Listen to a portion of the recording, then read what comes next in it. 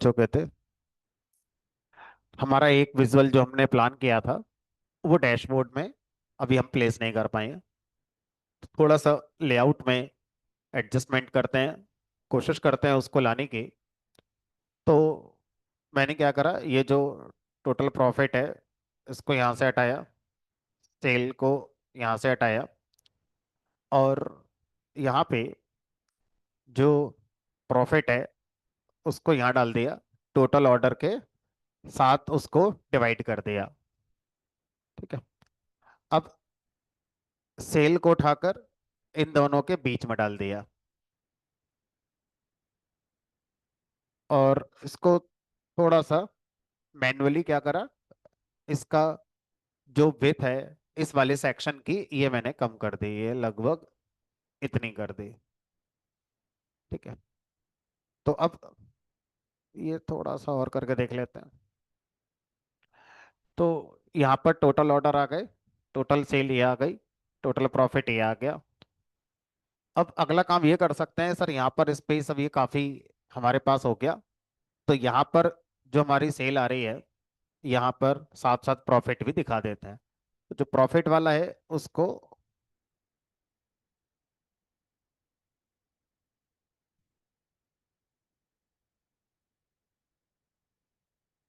ये ये वाला इसको यहाँ डाल देते हैं। तो ठीक ठाक सा अपना स्पेस बन गया है। अब इसको हमने डिसेंडिंग ऑर्डर में डाल दिया, इसको भी डिसेंडिंग में ही कर देते हैं। ठीक है। अब अगला काम ये करते हैं कि यहाँ थोड़ा सा स्पेस इधर नीचे कर देते हैं, ये ऐसे। ठीक है। तो हमारे लगभग जो विजुअल हमने प्लान करे थे वो एडजस्ट हमारे कर लिए हैं। और भी होते तो और भी करे जाते, कुछ ना कुछ अरेंजमेंट किया जाता उनके लिए भी। अब अगला काम हमें क्या करना है, अगला काम हमें ये करना है कि ये वाला जो एरिया है, ये वाला सबसे राइट वाला, इसमें आपके फिल्टर अपने आप आ गए हैं। तो ऑटोमेटिकली जब किसी भी शीट को डैशबोर्ड में आप लेकर आएंगे तो उस शीट के जो फिल्टर होते हैं वो राइट सेक्शन में अपने आप ऐड हो जाते हैं। अब मैं क्या चाहता हूं कि अगर किसी भी हमारे पर्टिकुलर विजुअल को या किसी फिल्टर को मैं जो ऑटो एडजस्टमेंट ऑप्शन के साथ अभी ऐड कर रहा हूं उसकी बजाय अब मैं मैनुअल प्लेस करूंगा, जहां मैं चाहूं वहां ड्रैग करके ले जाऊं, जैसे पावर वीआई के अंदर हम कर लेते थे, जहां मन आया वहां अपना ड्रैग कर दिया। तो ऐसा करने के लिए आपको क्या करना पड़ेगा, उस पर्टिकुलर विजुअल का लेआउट फ्लोटिंग चेंज करना पड़ेगा। कैसे करेंगे, जैसे मान लो ये वाला विजुअल है फिल्टर वाला, तो मैं चाहता हूं कि इसकी लोकेशन यहां से मैं ट्रैक करके कहीं और अपना सेट करूं, कहां करूंगा देखते हैं अभी। तो क्या करो, यहाँ पे जब माउस लेके जाओगे फिल्टर पे, तो इस पे क्लिक करो। क्लिक करने के बाद ये इसके मेन्यू ऑप्शन आएंगे। तो जो ड्रॉप डाउन वाला मेन्यू ऑप्शन आ रहा है इस पे क्लिक करोगे तो ऑप्शन आता है एक फ्लोटिंग करके, ये आ रहा है। फ्लोटिंग ऑप्शन क्या करता है, किसी भी विजुअल को फ्रीली पूरे डैशबोर्ड पे आप उसको ड्रैग करने की फैसिलिटी दे देता है। तो हम क्या करेंगे, इसको फ्लोटिंग कर देंगे। ये कर दिया मैंने फ्लोटिंग। अब फ्लोटिंग करने के बाद क्या करें, इसको यहां से ड्रैग करके जहां लाना चाहते हो, जहां मन करे वहां पर अपना लगा सकते हो। कहाँ लगाओगे अभी देखेंगे, कहाँ लगाओगे, अभी इसको यहीं छोड़ देते हैं मान लो। ठीक है। अभी इसकी जगह डिसाइड करेंगे। ऐसे ही क्या करेंगे, इस वाले को भी सेलेक्ट करके फ्रीली मूव कराते हैं। क्लिक करा, ड्रॉप डाउन पे गई, फ्लोटिंग, और इसको यहां से ये यहाँ ले आए भी। अब ये वाला जो एरिया बचा है इस पे क्लिक करा और इसको डैशबोर्ड से हटा दिया। अब इस एरिया की कोई जरूरत नहीं है। अब जैसे ही हटेगा वैसे विथ एक्सपेंड हो जाएगी। क्लिक करा इस पे, रिमूव फ्रॉम डैशबोर्ड, ये आ रहा है, रिमूव फ्रॉम डैशबोर्ड। तो यहां से क्या होगा, ये वाला जो एरिया है ये हट जाएगा, है ना। और जो विथ है वो ऑटोमेटिक एक्सपेंड हमारी हो जाएगी। ये लो। ठीक है। अब सर बात आती है कि इनको, जो दो फिल्टर थे, इनको कहाँ सेट करोगे। तो हम इन फिल्टर्स को ऊपर टाइटल में सेट करने की कोशिश करते हैं। अगर याद हो तो शायद हमने पावर बीआई में जो आईपीएल का डैशबोर्ड बनाया था, उसमें भी हमने ऊपर टाइटल में ही अपने फिल्टर दिखा दिए थे। तो एक स्पेस का यूटिलाइजेशन ठीक ठाक से हो जाता है।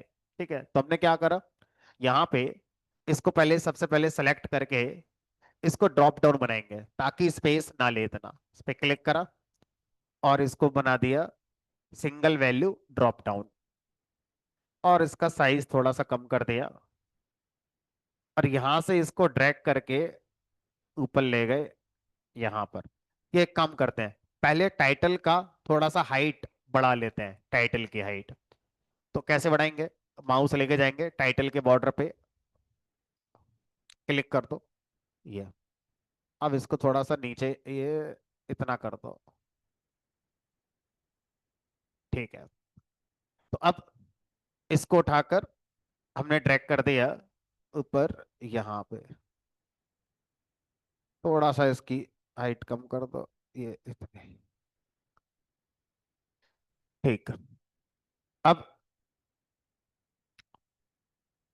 ये जो रीजन लिखकर आ रहा है, इसको वाइट कलर से कर देते हैं।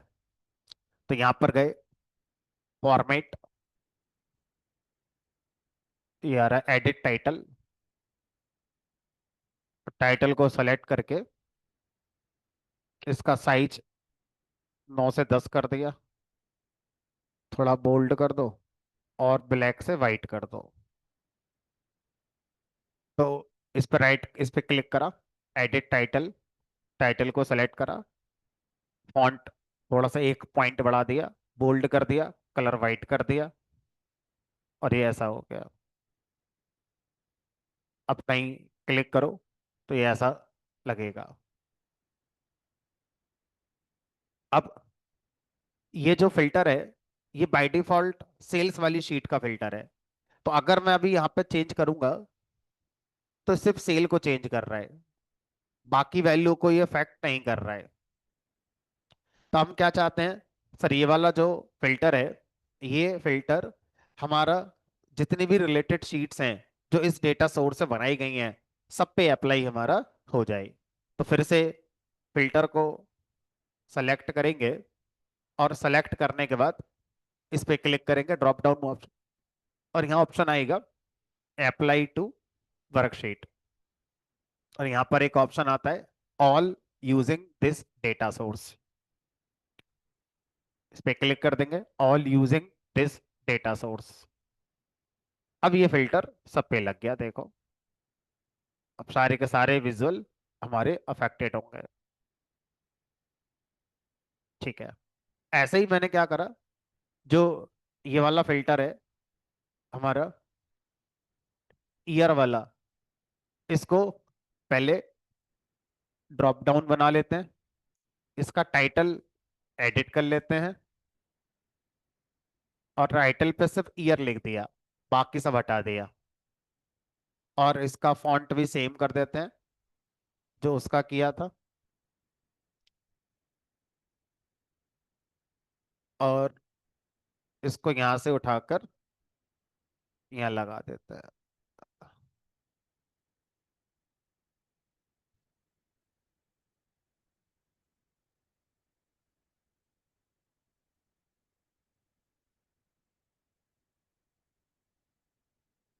रीजन, और ये हो गया फिल्टर। अब इसको भी सब पे लगा देते हैं,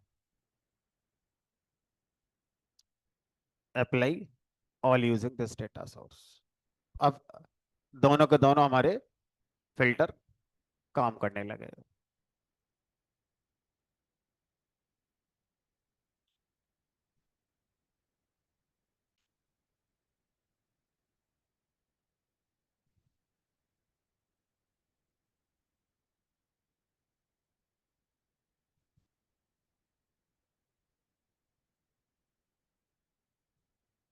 किसी को कल टाइटल का कलर पसंद नहीं आ रहा था, तो अपने अपने हिसाब से चेंज कर लो यार। अब नहीं आ रहा तो इसमें क्या ही बताएं।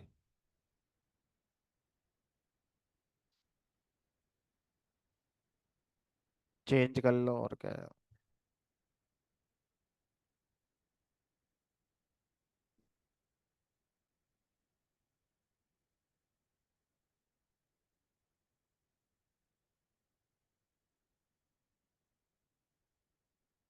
चलो, ये ठीक है।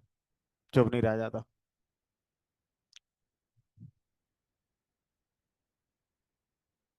अब अगला काम क्या करना है वो देखते हैं। अगला काम इसमें ये कर सकते हैं कि ये जो यहाँ पर स्टेट वाइज सेल्स और प्रॉफिट आ रहा है, यहाँ पर ये जो स्टेट लिख कर आ रहा है ये हटा देते हैं। तो इस पर राइट क्लिक करेंगे और हाइड फील्ड लेवल, थोड़ा स्पेस बढ़ गया। सेम यहाँ पर राइट क्लिक करेंगे, हाइड फील्ड लेवल।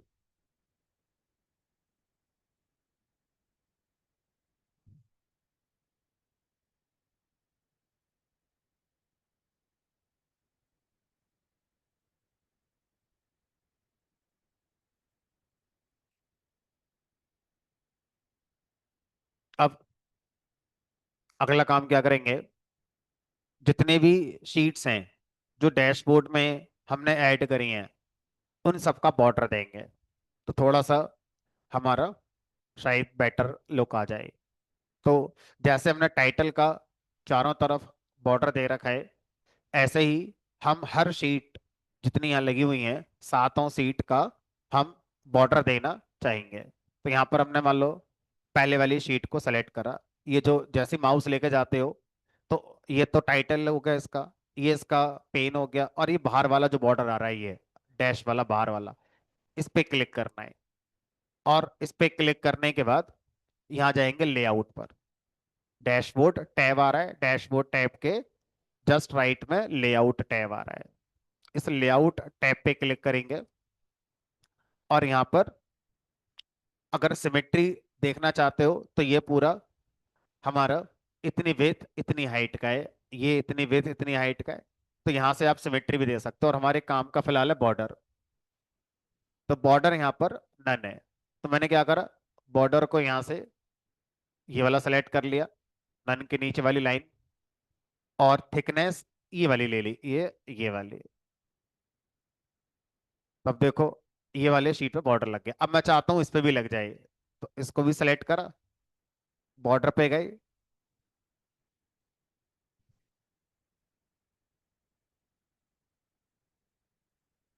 इस वाले ऑप्शन में आ नहीं रहा है ना। देखो अगर आता हो तो। पब्लिक वाले वर्जन में ये ऑप्शन मिलेगा नहीं।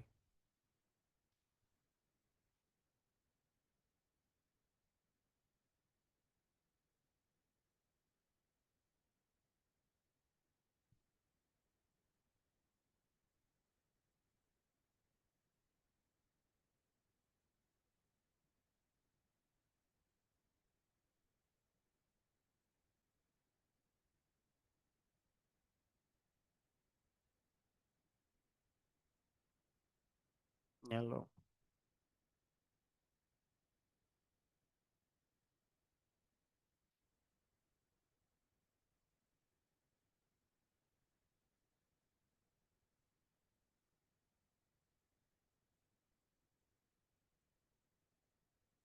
अब इसको फुल स्क्रीन पर दिखाना चाहते हो तो यहाँ से फुल स्क्रीन पर दिखा सकते हो।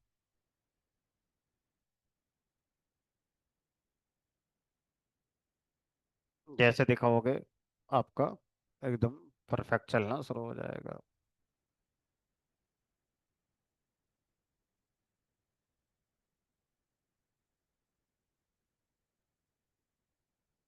एस्केप वापस से आप उसी व्यू पर आ जाएंगे।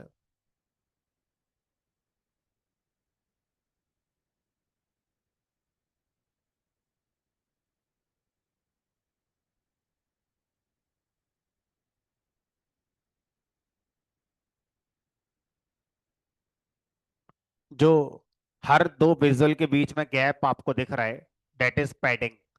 तो बाय डिफॉल्ट वो जो पैडिंग है वो यहाँ से आपकी कंट्रोल हो रही है। तो बाय डिफॉल्ट 4 4 की पैडिंग ये यूज कर रहा है, तो आप कम ज्यादा करना चाहें तो कर सकते हैं। ठीक है, 4 का भी कोई दिक्कत नहीं है।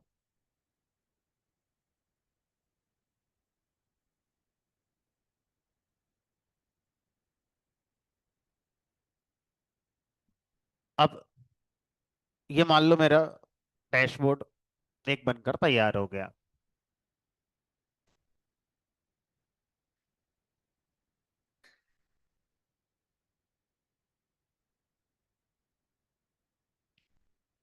अब मान लीजिए कई बार ऐसा हो सकता है कि जो आपने डैशबोर्ड बनाया है इसमें आपने 6 7 विजुअल्स अपने लगा दिए हैं। हो सकता है आपके पास 15 20 विजुअल्स होते और आप चाहकर भी एक ही डैशबोर्ड में सबको एडजस्ट नहीं कर पा रहे होते। तो देयर में भी चांस कि आपको मल्टीपल डैशबोर्ड्स बनाने पड़ जाएं। हो सकता है आप रीजन वाइज अलग अलग डैशबोर्ड बना रहे हो, फिल्टर आपने लगाया ही नहीं है। साउथ का अलग बना दिया, ईस्ट का अलग बना दिया, वेस्ट का अलग बना दिया, तो अलग अलग रीजन के डैशबोर्ड भी आप बना सकते हैं। अब जो एरिया मैनेजर है उसको तो उसके रीजन का डैशबोर्ड दिखाओ ताकि वो अपना एनालिसिस कर पाए। बट जो कंपनी का ओनर है उसको तो सारी डैशबोर्ड दिखाने पड़ेंगे। तो अब मान लो आपने बहुत सारे डैशबोर्ड बना रखे हैं, इवन बहुत सारे आपने अलग अलग शीट्स बना रखी हैं जिनको अभी डैशबोर्ड पे आप नहीं लाए हैं। ठीक है।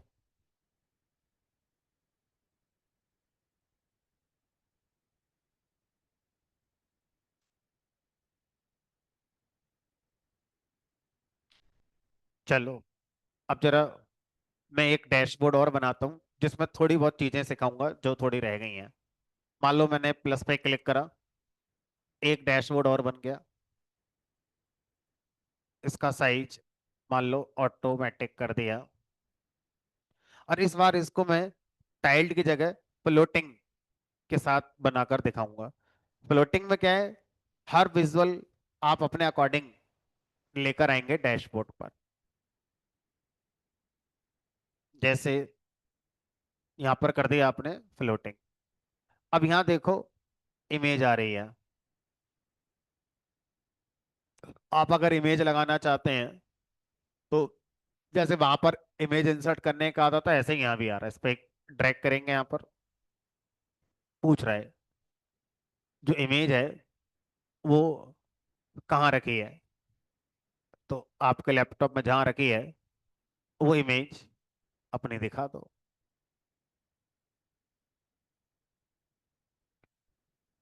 इमेज पर कुछ अल्टरनेट टेक्स्ट देना चाहते हो, अगर इमेज कभी डिलीट हो जाए सिस्टम से तो आप यहाँ पे वो टेक्स्ट दे सकते हो।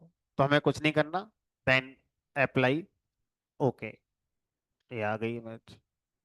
कंपनी का कोई लोगो लगाना है ना, तो आप उस पर्पस के लिए इस फीचर का यूज कर सकते हो। अगर कोई लोगो लगाना चाहते हो कंपनी का तो आप आसानी से इमेज ला सकते हो।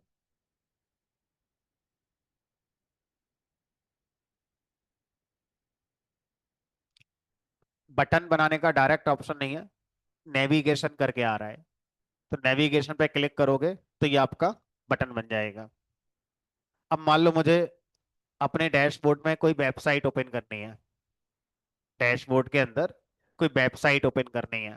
तो यहाँ पर वेब पेज करके एक ऑब्जेक्ट आता है। तो ये आपके में अभी नहीं चलेगा, इंटरनेट चाहिए होता है।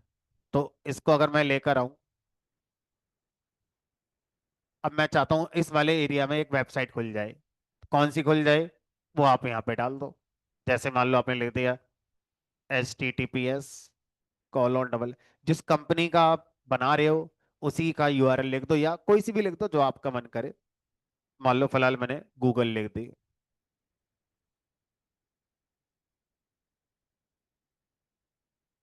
ये लो गूगल यहाँ खुल गया। तो सर सर्च वर्च चलेगा? मैंने कहा चलो देख लेते हैं। तो मैं लिखा यहाँ पर मान लो पाइथन लैंग्वेज, ये लो। सब सेम चीज आ रही है ना, बिल्कुल सेम चीज है। तो आप डैशबोर्ड के अंदर इमेज लगाओ, वेबसाइट को आप अपने डैशबोर्ड में ले आओ। इस तरह से ये और भी ऑप्शन आ रहे हैं जो यहाँ से आप अपना ला सकते हो।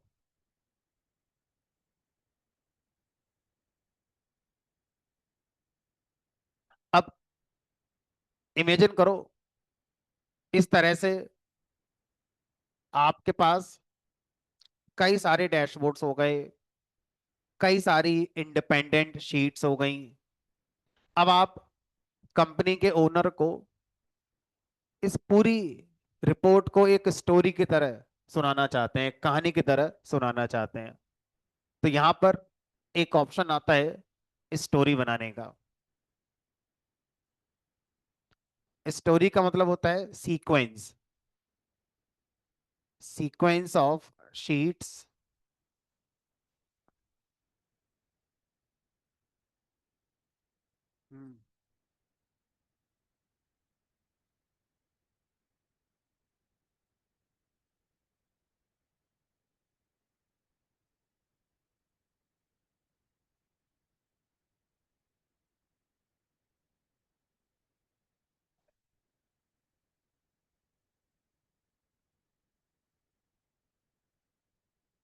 बटन स्टाइल टेक्स्ट हो गया, इस पर क्या लिखना चाहते हो वो हो गया, बॉर्डर हो गया, टूल टिप जिस पे जो दिखाना चाहते हो वो हो गया, navigate to.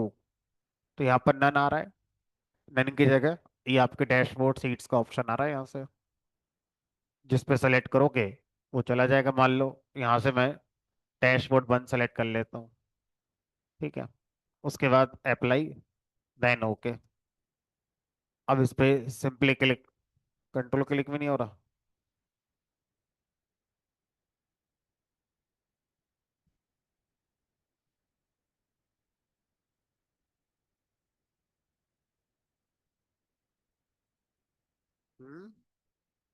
Navigate to dashboard, alt click हो गया, कंट्रोल नहीं, यहाँ पर ऑल्ट क्लिक है। यहाँ पे ऐसे आएगा, ठीक है। तो ये कंट्रोल क्लिक नहीं, ऑल्ट क्लिक।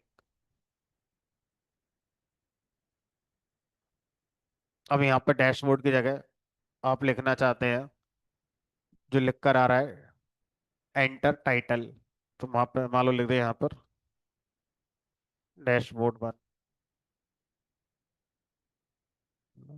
तो इस पे क्लिक करो, ऑल्ट क्लिक, ठीक है। अब मान लो इस तरह से आपने कई सारे चीजें बना रखे हैं। तो यहाँ पर आप अपनी स्टोरी किसी को सुनाना चाहते हो, मतलब इस रिपोर्ट के बारे में किसी को बताना चाहते हो, तो यहाँ पे क्लिक करो और ये ऑप्शन आता है स्टोरी का, क्रिएट ए न्यू स्टोरी। तो ये जो ऑप्शन है ये आता है शीट बनाने का, ये ऑप्शन आता है डैशबोर्ड बनाने का,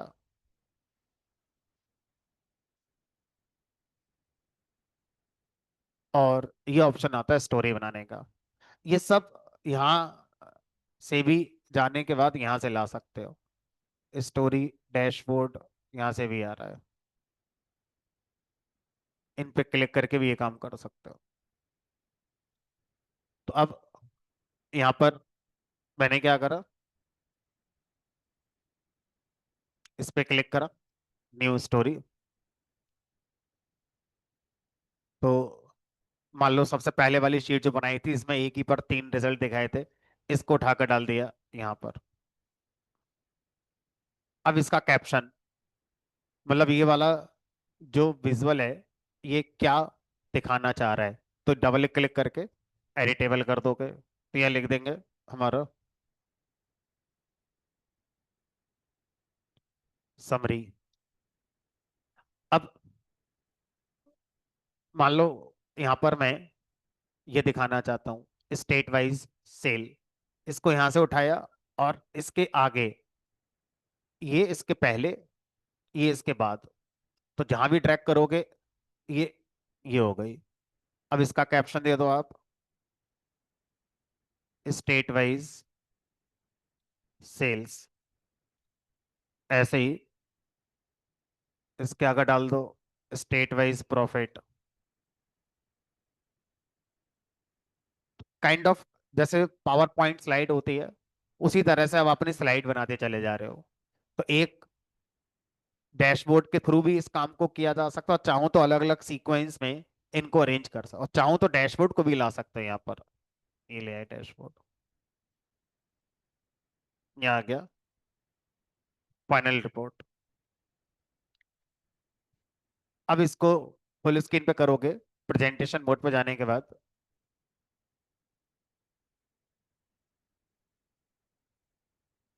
तो ये हमारा स्टोरी चलने को तैयार।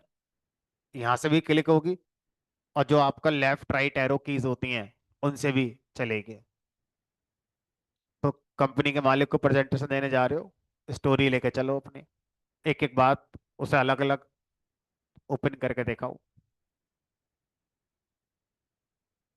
तो स्टोरी का फायदा यह है कि नेविगेशन मैनुअल करने की जरूरत नहीं है। अब यही चीज पावर बीआई में अगर हम देखें, और आपको एक सीक्वेंस में 10 विजुअल ऐसे दिखाने हैं, तो बटन लगा लगा के जाना पड़ेगा। तो यहाँ पर वो थोड़ा सा आसान हो गया, मैनुअल बटन की जरूरत नहीं है, आप यहाँ से जा सकते हैं।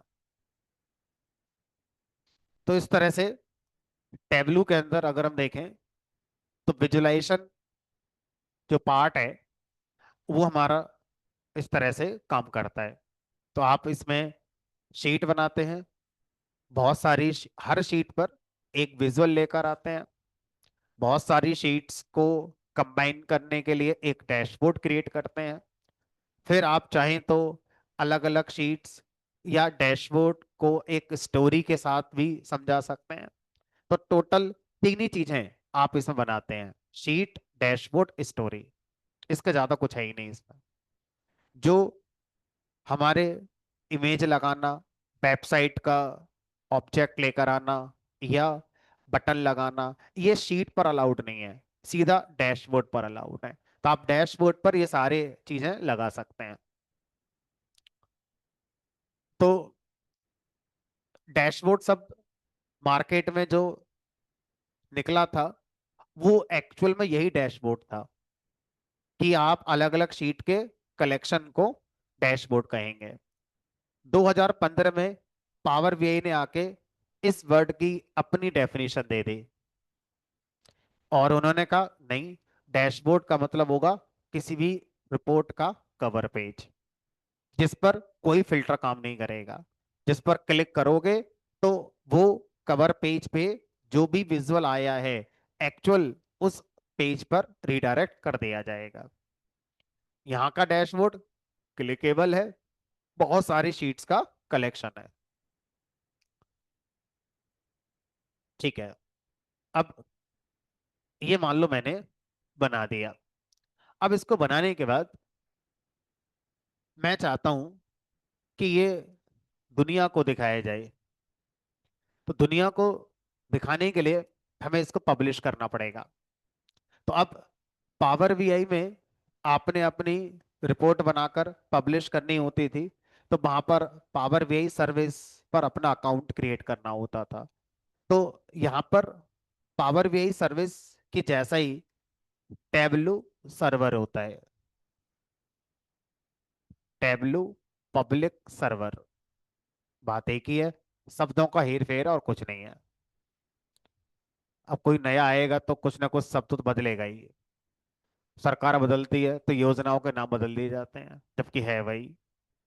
यहाँ भी यही है, नई कंपनी ने प्रोडक्ट बनाया, काम वही कर रहा है, कुछ तो बदलोगे, तो नाम बदल दिया और उन्होंने सर्विस दे दी। अब जो भी है, तो टैबलू पब्लिक सर्वर कुछ नहीं है। आप इंटरनेट से, अपने लोकल कंप्यूटर से, इंटरनेट के थ्रू यहाँ पर इसको क्या कर सकते हैं, पब्लिश कर सकते हैं।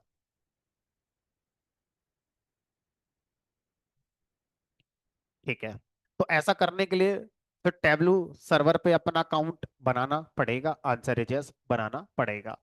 अच्छी बात क्या है, जीमेल अकाउंट से ही बना सकते हो, अलग से कोई कंपनी का अकाउंट बनाने की जरूरत नहीं है। तो टेबलू के साथ जाने का स्टूडेंट को बहुत फायदा मिलता है कि आप जो टेबलू का सर्वर है इस पर अपने जीमेल याहू रेडिफ का अकाउंट यूज करके ही अपना अकाउंट बना सकते हो।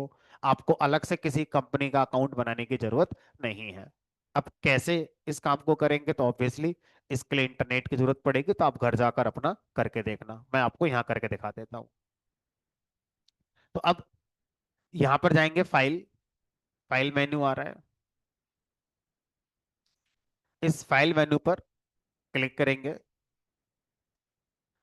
अब यहाँ पर दो ऑप्शन आते हैं, एक आता है हमारा सेव, एक आता है सेव टू पब्लिक। सेव का मतलब है लोकल कंप्यूटर पे सेव करना, सेव टू टैबलू पब्लिक का मतलब है सर्वर पे जाके सेव करना।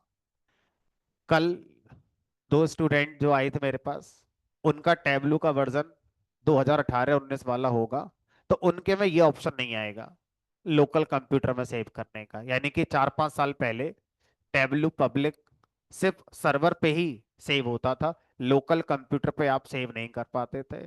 ये 2021 के बाद से उन्होंने ये फीचर ऐड कर दिया है। तो अब मैं इस वाले ऑप्शन पे क्लिक करूंगा, सेव टू टैबलू पब्लिक। जैसे ही मैं इस ऑप्शन पे क्लिक करूंगा या इस वाले पे save to Tableau public as, तो इन दोनों में डिफरेंस इतना है, इस पे क्लिक करोगे तो आपको नाम देने का ऑप्शन नहीं देगा। जो आपका टैबलू की वर्क बुक है 22 जून नाम से, उसी नाम से पब्लिश कर देगा। इस पे क्लिक करोगे तो वो आपको पूछेगा इसी नाम से करना है कि दूसरे नाम से करना है, बस इतना डिफरेंस होगा, दोनों का मतलब सर्वर पे ले जाना होगा। मान लो मैंने इस पे क्लिक कर दिया। अब इस पे क्लिक करने के बाद आपके लैपटॉप में इंटरनेट ढूंढा जाएगा। अगर इंटरनेट हुआ तो आपको टैबलू सर्वर पे लॉगिन करने के लिए कहा जाएगा।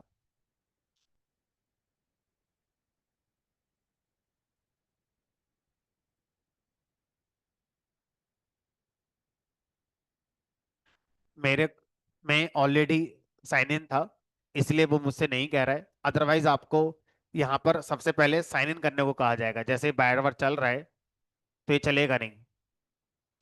मेरे में ऑलरेडी साइन इन है। तो आपके में क्या होगा, जब आप साइन इन पे क्लिक करोगे तो वो आपसे पूछेगा कि अकाउंट है या बनाना है, तो आप कहेंगे बनाना है। जब बनाना है पे क्लिक करेंगे तो वो आपसे आपका ईमेल पूछेगा, अकाउंट नेम पूछेगा, पासवर्ड पूछेगा, खत्म बस। तो ईमेल जब पूछेगा तो जीमेल वाली दे देनी है आपको और अकाउंट बन जाएगा। उसके बाद दोबारा पे यहाँ पर क्लिक करेंगे तो मेरी तरह ही आपका भी हो जाएगा। ठीक है। तो अब ये हमारा सर्वर पे पब्लिश हो गया। अब यहाँ पर अगर मैं देखूं तो ये मेरा अकाउंट है, इस पे क्लिक करेंगे, व्यू प्रोफाइल, इस पे आ जाएगा ये मेरा। तो अब तक जितने मैंने यहाँ पर बनाए हैं वो सब मेरे दिखा रहा है अकाउंट में, है ना। तो ये आपका वाला आज वाला हो गया। ठीक है। अब इसको मैं ओपन करना चाहता हूँ, इस पर मैंने क्लिक करा। अब यहां से आप क्या कर सकते हो, इसको डाउनलोड कर सकते हो। ठीक है। यहां से आप इसको शेयर कर सकते हो, सीधा फेसबुक पे शेयर हो जाएगा, है ना, ट्विटर पे, दोनों पे शेयर हो जाएगा। और अगर किसी को वेबसाइट में अपना दिखाना है तो ये कॉपी कर लो और वो अपनी वेबसाइट पर यूआरएल को पेस्ट कर दे। मतलब अगर मैं ये कॉपी करके, मान लो जितने भी अभी ऑनलाइन है, यहाँ पर मैं इसको शेयर कर दूं, तो अब आप इस पे क्लिक करोगे तो आप इसको देख पाओगे। ठीक है। उसके बाद नीचे आओ और यहाँ पर ऑप्शन आ रहा है इसको अलग अलग फॉर्मेट में डाउनलोड करने का, पीडीएफ बनाकर, इमेज बनाकर, पावर पॉइंट बनाकर, या टैबलू वर्कबुक बनाकर। टैबलू वर्कबुक बनाओगे तो टैबलू के अंदर इंपोर्ट कर पाओगे, ये पावर पॉइंट बन जाएगा, पीडीएफ बन जाएगा, इमेज बन जाएगा। क्रॉस टैब भी एक तरह से एक टेबल की फॉर्म में डेटा को स्टोर करना होता, लाइक एक्सेल स्टाइल। ठीक है। तो अब ये जो ऑप्शन आ रहा है ये फुल स्क्रीन का है, इस पे क्लिक कर दो, ये आ गया जी फुल स्क्रीन पे। अभी आपका लाइव चल रहा है, वो यूआरएल जो आपको कॉपी करके मैंने दिया है अभी, उस यूआरएल को आप किसी को भी दोगे चलेगा। इसकी मोबाइल ऐप फ्री वर्जन की नहीं आती। जो इसका पेड वर्जन है, टैबलू प्रोफेशनल एडिशन, उसके लिए मोबाइल ऐप काम करती है। लेकिन जो यूआरएल आपने दिया है वो ब्राउजर में चलेगा। ब्राउजर चाहे लैपटॉप पे हो चाहे मोबाइल में हो। भाई मोबाइल में दो तरह से चीजें चलती हैं, या तो ऐप के थ्रू या ब्राउजर के थ्रू। तो यूआरएल अगर आपके पास है तो मोबाइल के ब्राउजर पे चला दो किसी को दिखाने के लिए। ठीक है। तो इस तरह से कहीं भी आप अपना रिपोर्ट बनाकर, टैबलू का डैशबोर्ड बनाकर किसी को दिखाने जा रहे हो, इंटरव्यू देने जा रहे हो, तो अपना यूआरएल मोबाइल में कॉपी करके चलो। वो बोले दिखाओ क्या बनाया है, मोबाइल में दिखा दो, सर ये यूआरएल है, उसको शेयर कर दो, वो देख लेगा अपना क्या करा है क्या नहीं करा है। चलाओगे तो चलेगा, हमने कहा बिल्कुल चलेगा। ये देखो।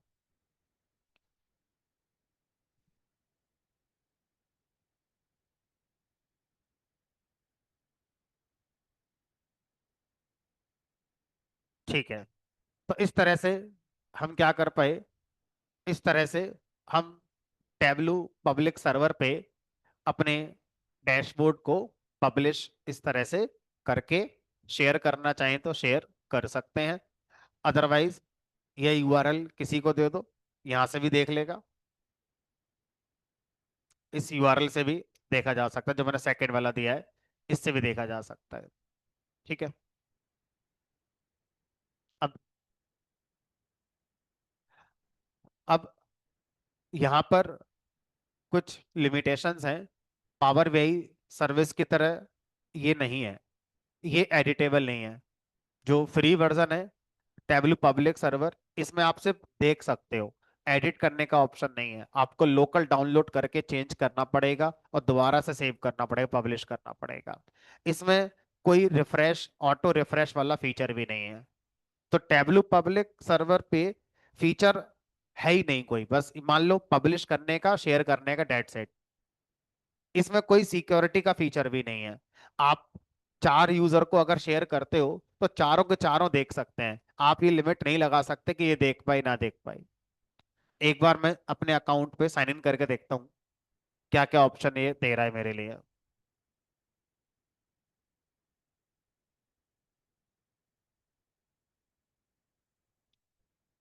नहीं, अपने लोकल डेस्कटॉप पे तो कॉपी रखी होगी, उसमें एडिट करो और सेव कर दो। हाँ मतलब फ्री वाले वर्जन में, पेड वाले वर्जन में तो ऑटोमेटिक चलेगा। हाँ, जो पेड वर्जन है इसका प्रोफेशनल एडिशन, उसमें चलेगा।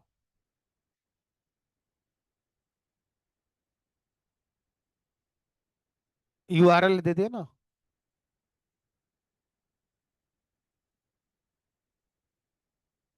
नहीं, वो तो तब आएगा ना जब इस यूआरएल को आपने अपनी वेबसाइट बना रखी होगी, उस वेबसाइट में इंटीग्रेट कर रखा होगा, तो गूगल सर्च वेबसाइट को सर्च करेगा। ठीक है।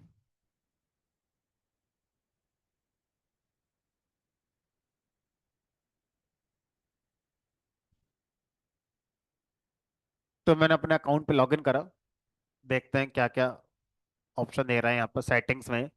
हाँ, ये ऑप्शन आ रहा है, allow access, let other download और make a copy of this visual. तो मैंने परमिशन दे रखा, अगर मैं यहाँ से इसको ऑफ कर दूं तो अब बाकी लोग सिर्फ देख पाएंगे, है ना, उसको डाउनलोड नहीं कर सकते।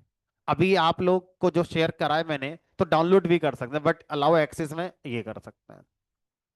अब यहां पर देखो, सिर्फ डैशबोर्ड दिख रहा है। ये डैशबोर्ड जिन शीट से मिलकर बनाया गया वो शीट नहीं दिख रही है। तो इस ऑप्शन को ऑन कर दो, शो शीट्स। तो अब आपकी शीट्स दिखनी भी शुरू हो जाएंगी। जिन शीट से मिलकर वो डैशबोर्ड बनाए, वो भी आपकी आनी शुरू हो गई, ये रही, अलग अलग शीट आ रही है। स्टोरी आ गई है।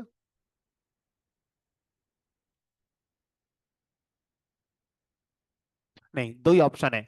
पहला ऑप्शन है या तो सिर्फ डैशबोर्ड दिखाओ, और दूसरा है सारी शीट दिखाओ। कस्टमाइज करने का ऑप्शन यहाँ पे नहीं आ रहा है, शो शीट्स या अलाउ एक्सेस। ठीक है। तो इस तरह से ये ऑप्शन आप अपना इनेबल डिसेबल जो करना चाहें अपना कर सकते हैं।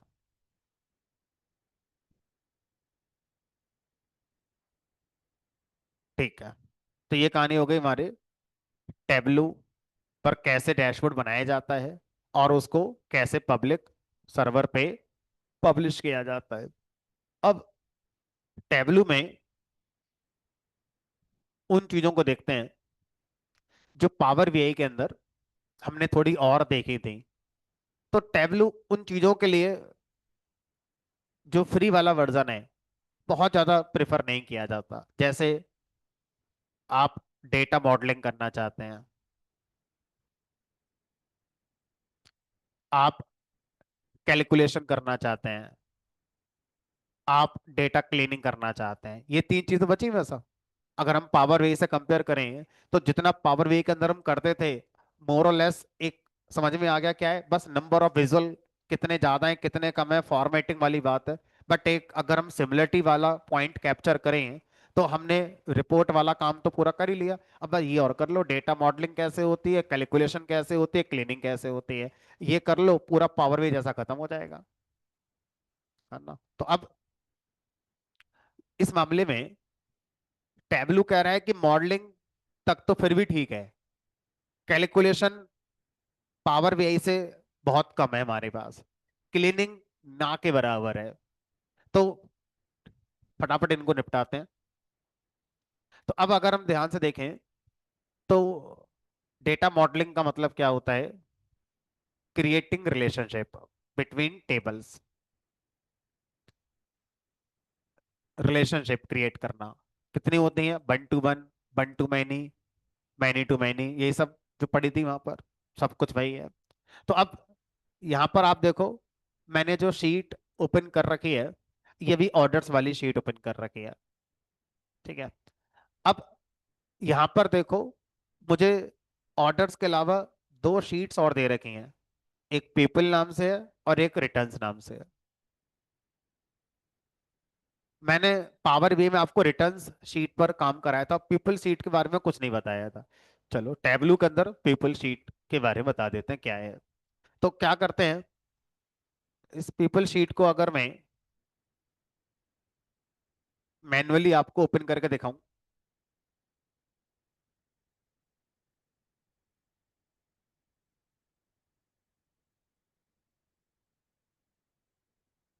बस जी इतना ही। पीपल सीट में ये दे रखा है कि एरिया मैनेजर का नाम है, इसको सोनू मोनू चिंटू पिंटू ऐसे मान लो, ठीक है। तो ये एरिया मैनेजर है हमारे, रीजनल मैनेजर। तो किस रीजन का कौन मैनेजर है ये लिखा हुआ है, ये वेस्ट रीजन का है, ये ईस्ट का है, ये सेंट्रल का है, ये साउथ का है। अब सोचो, अगर मैं ऑर्डर्स वाली शीट के साथ इस वाली शीट का रिलेशन बनाना चाहूं तो किस कॉलम के बेस पर बनेगा, रीजन कॉलम के बेस पर, क्योंकि वहां भी रीजन और यहाँ भी रीजन है।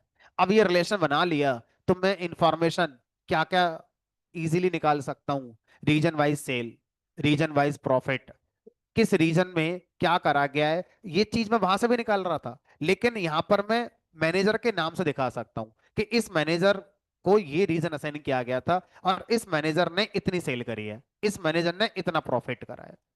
जो ये वाली इंफॉर्मेशन है ये ऑर्डर्स वाली शीट में नहीं है, रीजन इंफॉर्मेशन तो वहां भी है।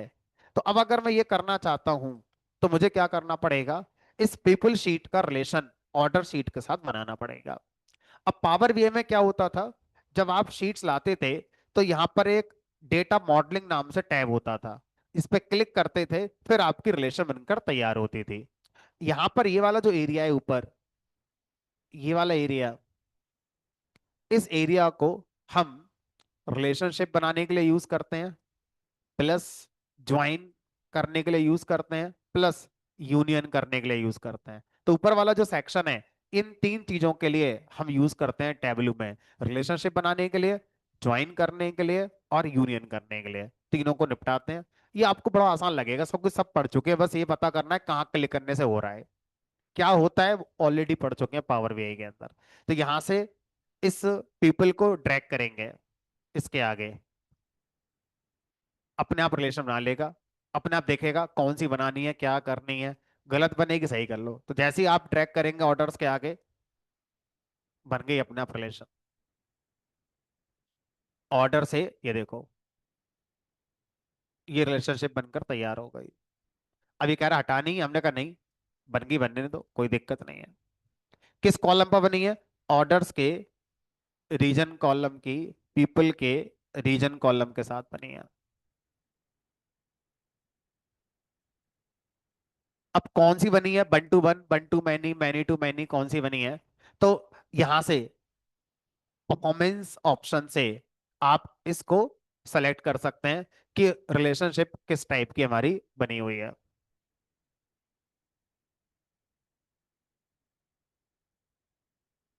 इसी तरह से सोचो, ये तो हम जानते ही हैं कि रिटर्न्स टेबल के अंदर क्या क्या था, दो कॉलम थे, एक ऑर्डर आईडी था और एक स्टेटस था। तो अगर मैं रिटर्न्स टेबल की रिलेशन भी बनाना चाहूं तो यहां से आओ, और ये ऑर्डर्स के साथ बन गई। तो अब ऑर्डर्स की दो टेबल के साथ रिलेशन है, बेस टेबल ऑर्डर हो गई और ये दोनों इसकी चाइल्ड टेबल कहलाएंगे। ठीक है, तो ये हो गई ऑर्डर की रिटर्न के साथ। Many to many, star to star लिखकर आ रहा है रिलेशनशिप में, ऊपर वाली देखो, तो ये भी स्टार टू स्टार है। तो दोनों इसने many to many, many to many बना दी हैं।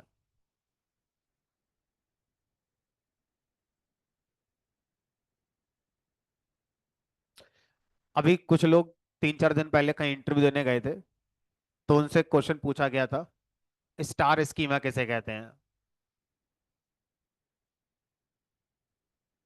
तो स्टार स्कीमा इसी को बोलते हैं कि किसी एक बेस टेबल का जितनी चाइल्ड टेबल हैं उनके साथ आप रिलेशनशिप क्रिएट करते हो, तो इस स्कीमा को स्टार स्कीमा के नाम से जानते हैं।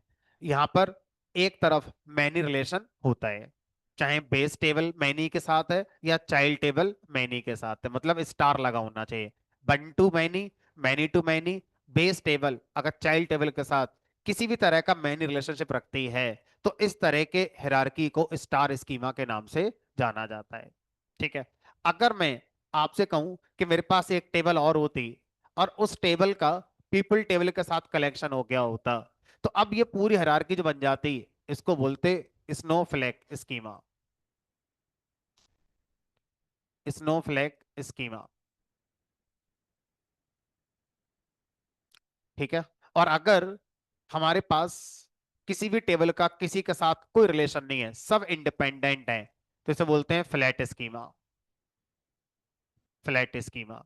अभी 3 4 दिन पहले कोई कंपनी आई थी, उसने यह क्वेश्चन पूछा था पावर वे के कॉन्टेक्स्ट में, हमारा स्टार स्कीमा क्या होता है?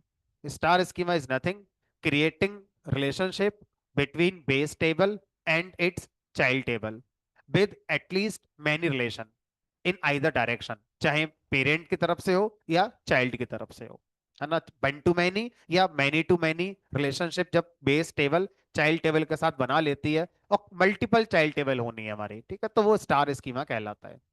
चलो, अब यही चीज हमारी यहाँ पर बनकर तैयार हो गई। अब आगे चलते हैं, यहाँ पे चेंज करते हैं। जैसे मुझे पता है कि ये जो रिलेशन दिख रही है ऑर्डर की रिटर्न्स के साथ, ये परफॉर्मेंस ऑप्शन पे जाऊंगा तो लिखकर आ रहा है many to many, cardinality many to many. ठीक है सर, इसमें कोई दिक्कत नहीं, देखो ऑर्डर आईडी और ये रिटर्न स्टेटस है।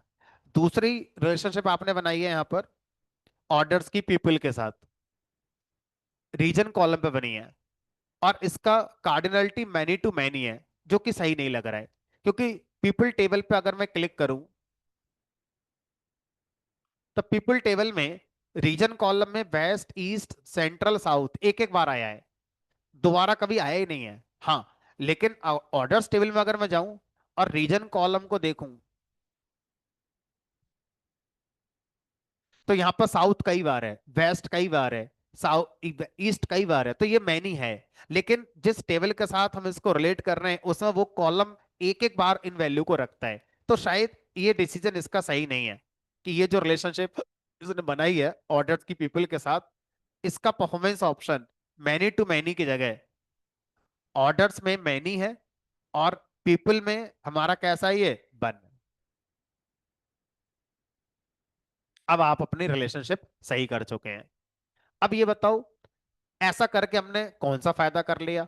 मान लो नहीं कर रहे थे तो काम तो फिर भी हो गया, हमारा रिपोर्ट तो बनकर तैयार हो गई, पब्लिश हो गई, सर्वर में सब कुछ चल गया, रिलेशनशिप तो आपने बाद में बनाई। हमने कहा अब अगर आप रिलेशनशिप नहीं बनाते तो आप क्या नहीं कर पाओगे उसे देखते हैं। एक शीट बनाते हैं। अब मुझसे कहा गया मुझे हर मैनेजर के नाम के साथ उसके एरिया की सेल बताओ। हर मैनेजर के नाम के साथ उसकी एरिया की सेल बताओ। तो अब कैसे बताएंगे जरा देखते हैं। तो मैंने क्या करा, यहां पर पीपल के अंदर रीजनल मैनेजर, इसको उठाकर ड्रैग कर दिया टेक्स्ट पर। इसको उठा के ड्रैग कर दिया मैंने टेक्स्ट के ऊपर। ये आ गया मैनेजर को। अब इसको टेबल की फॉर्म में देखना चाहते हो तो टेक्स्ट पे ना करके यहां डाल देना कॉलम पे। इसको उठा के यहां डाल दो, रोज पे डाल दो या कॉलम पे डाल दो, कहीं भी डाल दो। रोज पे डाल दिया। तो रीजनल मैनेजर का नाम ये होगा सोनू, ये हो गया मोनू, ऐसे मान लेते हैं। अब इसके आगे मुझे दिखाना रीजन कि ये मैनेजर किस रीजन के हैं। तो रीजन को उठा के डाल दिया एबीसी पर।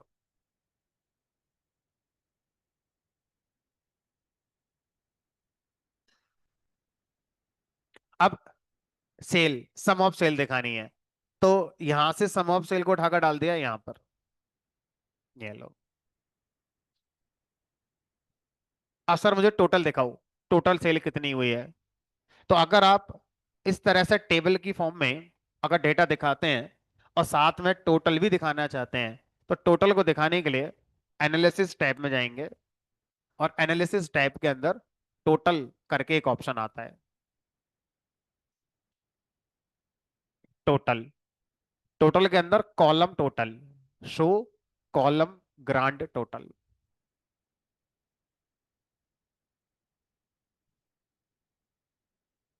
ये लो जी। तो टोटल सेल आपकी जो हुई थी एक बार क्रॉस चेक कर लो। ये है 22,58,990। और यहां पर देखो इतनी आ रही है। अब किस मैनेजर ने कितनी सेल करी, ये उसका नाम आ गया, ये उसका रीजन आ गया और ये उसकी सेल आ गई। अब अगर मैं आपसे कहूं कि क्या होता अगर मैंने प्यूपिल और ऑर्डर्स टेबल के बीच में रिलेशनशिप नहीं बनाई होती, या चलो बना रखी है, अब उसको हटा देते हैं और देखते हैं इस शीट पर आकर कि क्या हम ये रिजल्ट देख पाएंगे फिर। अब तो वापस गए डेटा सोर्स टैब में, डेटा सोर्स टैब में वापस आ गए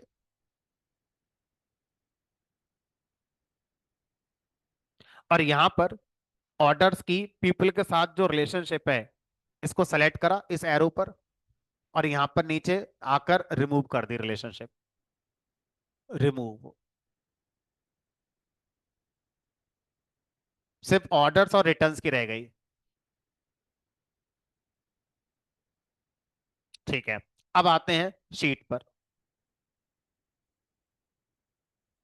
ये हो गई, लाल लाल हो गया, एरर आने लगी, यहां भी रेड हो गया। तो अगर दो शीट में रिलेशनशिप आप क्रिएट करते हैं तो दोनों शीट के कॉलम्स को एक ही विजुअल पे दिखा सकते हैं। तो आपके पास table one, table two, visual, यहां से भी आप कुछ दिखाना चाहते हैं, यहां से भी आप दिखाना चाहते हैं, तो ये तब दिखा सकते हैं जब इन दोनों के बीच में क्या होना चाहिए, रिलेशनशिप होना चाहिए। अगर इन दोनों के बीच में रिलेशनशिप नहीं है तो फिर एरर तब नहीं आएगी जब इस टेबल का डेटा अलग विजुअल पे दिखा रहे हो और इस टेबल का देखा अलग विजुअल पे दिखा रहे हो, कोई दिक्कत नहीं है, चल जाएगा। और फिर चाहे बाद में दोनों को एक ही डैशबोर्ड पे दिखा दो, कोई दिक्कत नहीं है, अलग विजुअल अलग टेबल का डेटा दिखाएगा। तो अगर आप एक ही विजुअल पे दो टेबल के डेटा को लाकर दिखाना चाहते हो तो वो तभी पॉसिबल है जब उन दोनों टेबल के बीच में क्या बनी हो, रिलेशनशिप, चाहे वन टू वन हो, चाहे वन टू मैनी हो, चाहे हमारा दूसरी वाली मैनी टू मैनी हो। ठीक है, अब रिलेशनशिप वाली कहानी हमारी समझ में आ गई। क्या है, वापस आ जाते हैं डेटा सोर्स पर। अब हम इस ऑर्डर्स और रिटर्न्स के बीच में रिलेशनशिप नहीं करते, यहां से इसको भी हटा दिया मैंने, क्लिक करा, हटा दिया।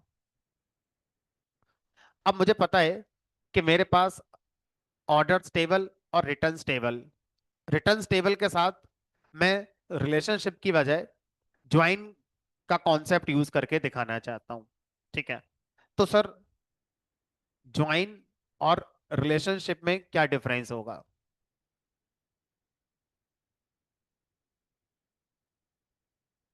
Exactly exactly. ज्वाइन में क्या होता है, दोनों टेबल सिंगल टेबल में कन्वर्ट हो जाती है।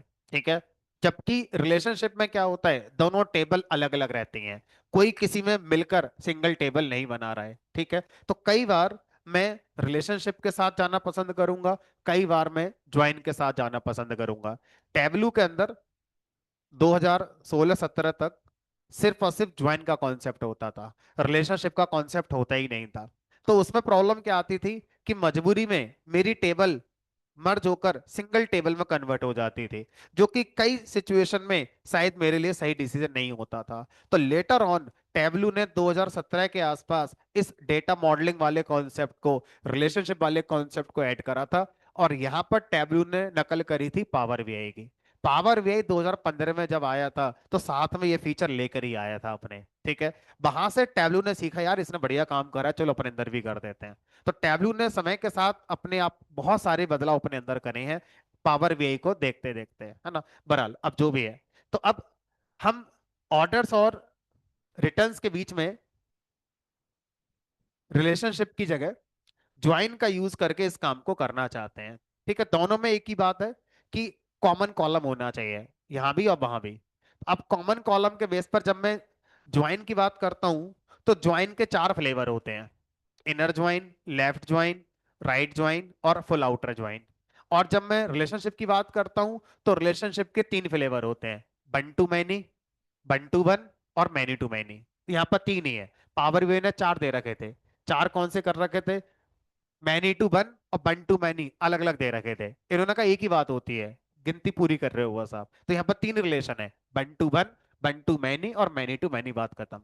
ठीक है, तो अब यहाँ पर जब मैं इसको ज्वाइन के साथ यूज करना चाहता हूं तो क्या करेंगे, ऑर्डर्स टेबल पे क्लिक करेंगे, मतलब जिस टेबल के साथ ज्वाइन करना चाहते हो उसके साथ करेंगे।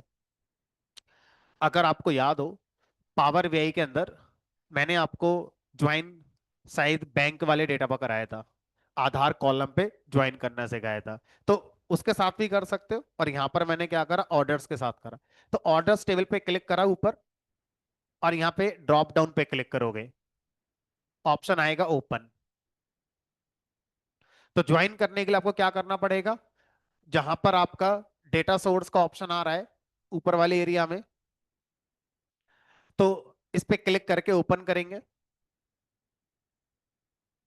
अब यहां पर क्या करेंगे, ये आगे लेकर अपनी रिटर्न्स टेबल, इसको इसके आगे रख देंगे। तो जब हम डेटा सोर्स के अंदर किसी टेबल को ओपन करके दूसरे डेटा सेट के साथ लेकर आते हैं, तो ऑटोमेटिकली इन दोनों के बीच में क्या कर दिया जाएगा, ज्वाइन कर दिया जाएगा। कौन सा वाला, देखते हैं, पसंद आएगा तो ठीक है, नहीं आएगा तो बदल देंगे। कर दिया।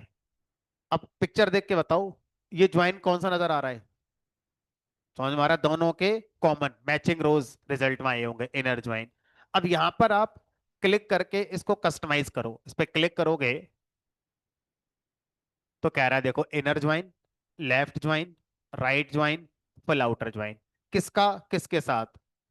ऑर्डर आईडी के साथ, ऑर्डर्स टेबल की ऑर्डर आईडी और रिटर्न्स टेबल की ऑर्डर ए के साथ।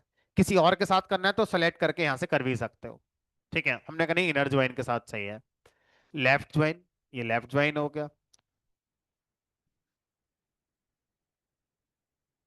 फटाफट से छोटी टेबल के साथ।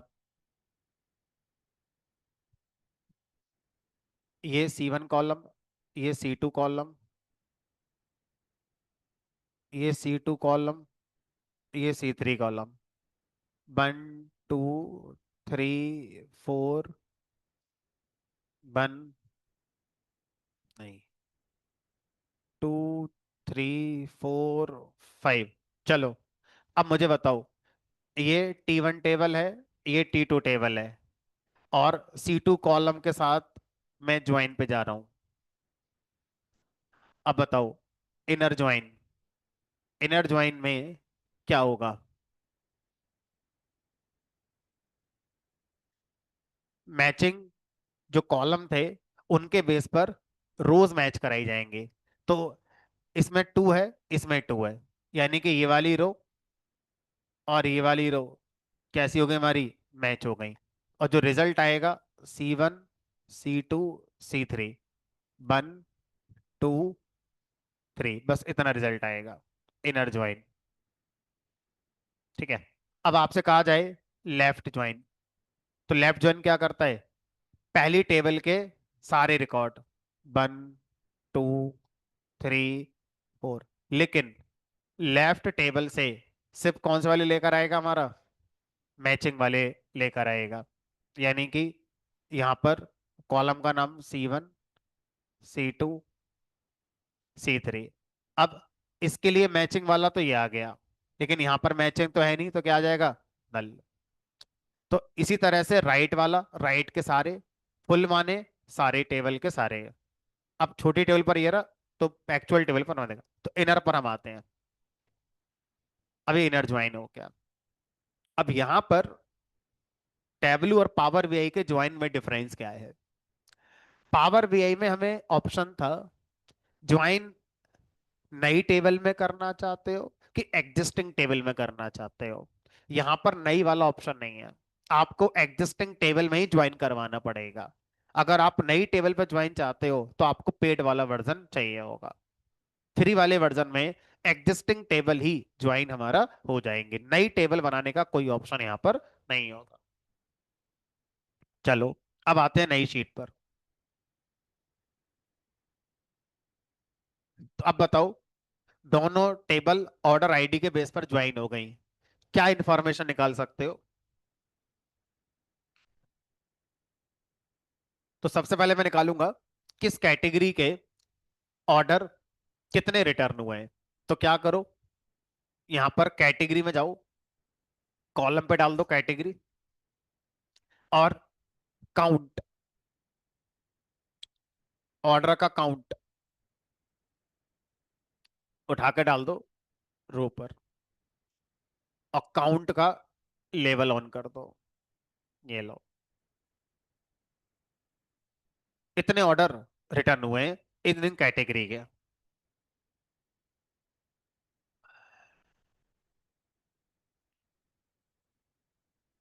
तो ऐसे ही और भी इंफॉर्मेशन अगर आप निकालना चाहते हैं तो अपनी और इंफॉर्मेशन भी निकाल सकते हैं।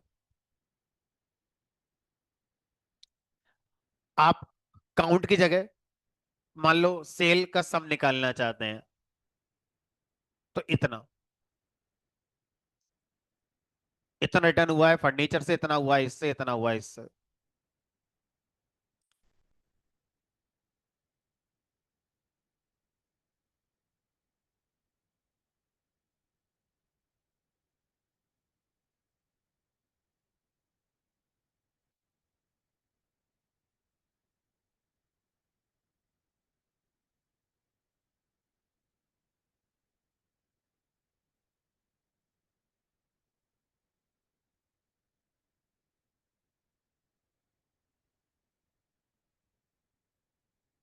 चलो, अब छोटे डेटा पर मैं आपको इसको दोबारा समझाता हूं, बिना विजुअल पे जाए हुए, ताकि थोड़ा बहुत किसी का कुछ डाउट रह गया होगा तो वो निपट जाएगा। तो छोटे डेटा पर जाने के लिए मैं क्या करता हूँ, एक नया कनेक्शन क्रिएट कर लेता हूँ। ठीक है। तो मान लो ये हमारा 22 जून वाला, ये हमने इसको यहीं सेव कर दिया।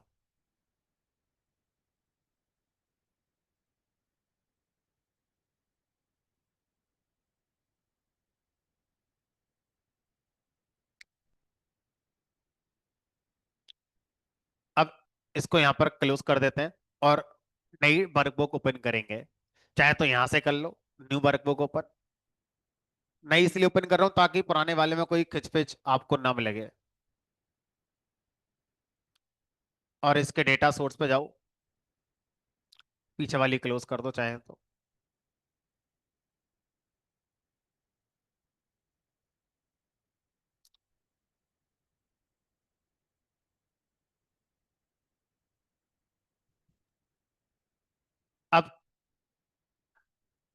यहां पर एक ऑप्शन आ रहा है टेक्स्ट फाइल, इस पे क्लिक करा मैंने।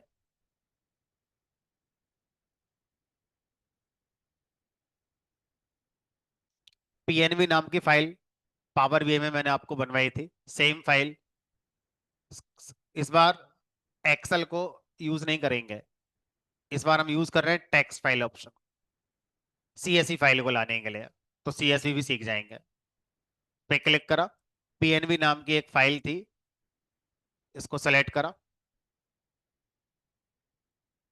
ये आ गई पीएनबी नाम की फाइल।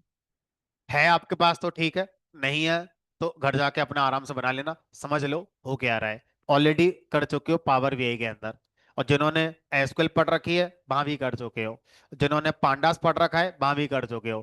तो ये मैं आपको, जो शुरू से मेरे साथ हैं, चौथी बार पढ़ा रहा हूँ आपको मैं ये आज ज्वाइन वाला टॉपिक। पहली बार पढ़ाया था एसक्यूएल में, फिर पढ़ाया था स्टैट्स के अंदर, फिर पढ़ाया था मैंने आपको पावर बीआई में, और आज पढ़ा रहे टैबलू में। और सेम डेटा यूज कर रहा हूँ मैं चौथी बार भी। बहरहाल, अब ये पीएनबी टेबल है जिसमें अकाउंट नंबर है, बैलेंस है, आधार है। अब मेरे पास एक टेबल और है एसबीआई की।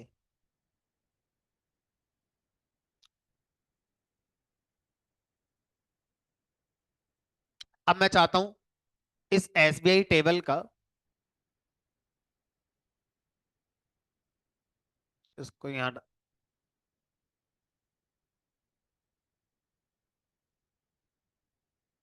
डायरेक्ट नहीं आएगा। एसबीआई टेबल भी है, इसको दिखाते हैं एक बार। इसको यहां से रिमूव करके एसबीआई टेबल को दिखाते हैं। एसबीआई अकाउंट नंबर, बैलेंस, आधार। तो पीएनबी में जो कस्टमर है उनका डिटेल वो देखा था, और ये एसबीआई के कस्टमर की डिटेल है। अब मुझे आधार के बेस पर यह पता करना है कि कितने कस्टमर ऐसे हैं जो दोनों बैंकों में खाता खोल के बैठे हैं अपना। ठीक है, तो मैंने क्या करा, मैंने यहाँ पर एसबीआई टेबल ड्रॉप डाउन पे क्लिक करा, ओपन। अब यहां से ये ली पीएनबी, इसके अंदर डाल दे। बाय डिफॉल्ट आ गया इनर ज्वाइन। इनर ज्वाइन किसका किसके साथ करना चाहते हो, तो एसबीआई टेबल के आधार का पीएनबी टेबल के आधार के साथ करना चाहते हैं। तो एक ही कस्टमर ऐसा है जिनका दोनों बैंकों में खाता है। मैं एक काम करता हूँ, मैन्युअली बैकएंड पे जाके अलग से दिखाता हूँ। ये पीएनबी टेबल है और ये एसबीआई टेबल है, यहां से आप समझ लो। ये लो। अब इन दोनों में कौन है कॉमन आधार के बेस पर, ये वो कस्टमर है जिसने दोनों बैंकों में खाता खोल रखा है। इनर ज्वाइन आधार के कॉलम पर हमें ये इंफॉर्मेशन लाकर दे देगा। इधर करा हमने, ये आ गई इंफॉर्मेशन।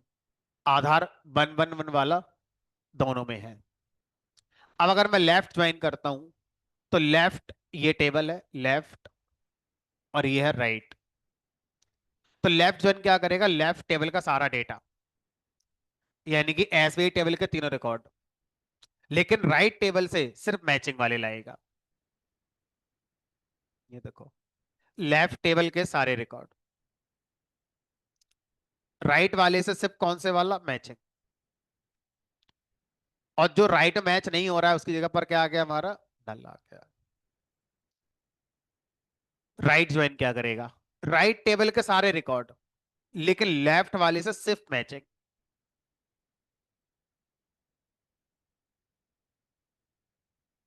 राइट टेबल के सारे रिकॉर्ड और लेफ्ट वाले से सिर्फ मैचिंग वाला।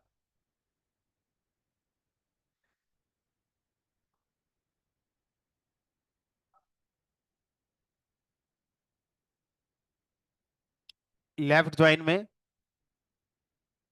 एक ही बात है, ऐसे कर लो। इनर सबसे पहले, बाकी सब में इनर तो आ ही रहा है। ठीक है, अब फुल ज्वाइन का मतलब है दोनों टेबल के सारे रिकॉर्ड, मैचिंग नॉन मैचिंग सब ले आओ।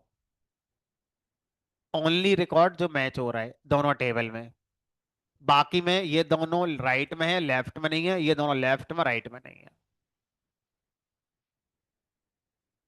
तो इस तरह से हम क्या कर सकते हैं, ज्वाइन को छोटे डेटा पर समझ सकते हैं। Inner join, left join, right join, full join.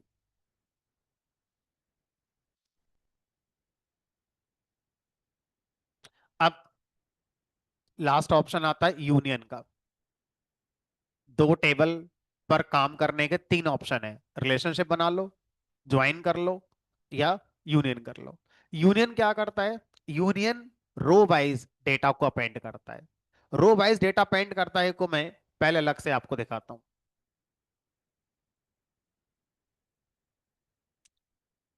मान लीजिए मैं अलग अलग बैचेस में पढ़ा रहा हूं। तो पहले बैच में जो स्टूडेंट हैं उनका नाम है ये सोनू, किसी का नाम है, एज 22 है, डेटा एनालिटिक्स कोर्स है उसका। दूसरा स्टूडेंट है मोनू, ये उसका एज है, ये उसका कोर्स है। तो ऐसे करके और भी स्टूडेंट हो सकते हैं। मान लो चिंटू, एज कर दी 19, कोर्स कर दिया, अब मान लो डेटा साइंस, और भी कर दो। ऐसे ही एक दूसरा बैच है मेरा जिसमें कुछ स्टूडेंट पढ़ते हैं। ये बैच 1 है और ये बैच 2 है। Name, age, course. अब अगर मैं इन दोनों के डेटा को कंबाइन करना चाहता हूं तो क्या मैं 6 कॉलम बनाना चाहूंगा? नहीं। कॉलम 3 ही रखो, रोज 3 और 2 5 कर दो। रोज को क्या करना, अपेंड करना है। तो जब मैं अपेंड वाला काम सोचता हूं तो उसके लिए यूनियन कहते हैं। तो ये भी क्वेश्चन पूछा गया था परसों इंटरव्यू में कि भाई यूनियन को क्या कह सकते हो, अपेंड। और मर्ज को क्या बोल सकते हो, ज्वाइन। मर्ज या ज्वाइन सिनोनिम हो सकते हैं, यूनियन और अपेंड सिनोनिम हो सकते हैं। अलग अलग टूल में अलग अलग नाम है। अगर मैं पांडास पढ़ाऊंगा तो वहां पर ज्वाइन नहीं होता, वहां पर मर्ज होता है। ठीक है। पाइथन के अंदर यूनियन की जगह अपेंड का यूज किया जाता है। तो एसक्यूएल के अंदर अगर हम देखें तो वहां पर यूनियन और ज्वाइन शब्द का यूज किया जाता है। तो अलग अलग टूल में अलग अलग नाम यूज करें, मतलब एक ही है। अब इन दोनों को लेकर आता हूं मैं टेबलू के अंदर।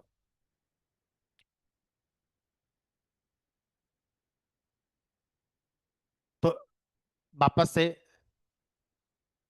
इसको क्लोज करता हूं और यहां से इसको रिमूव करता हूं।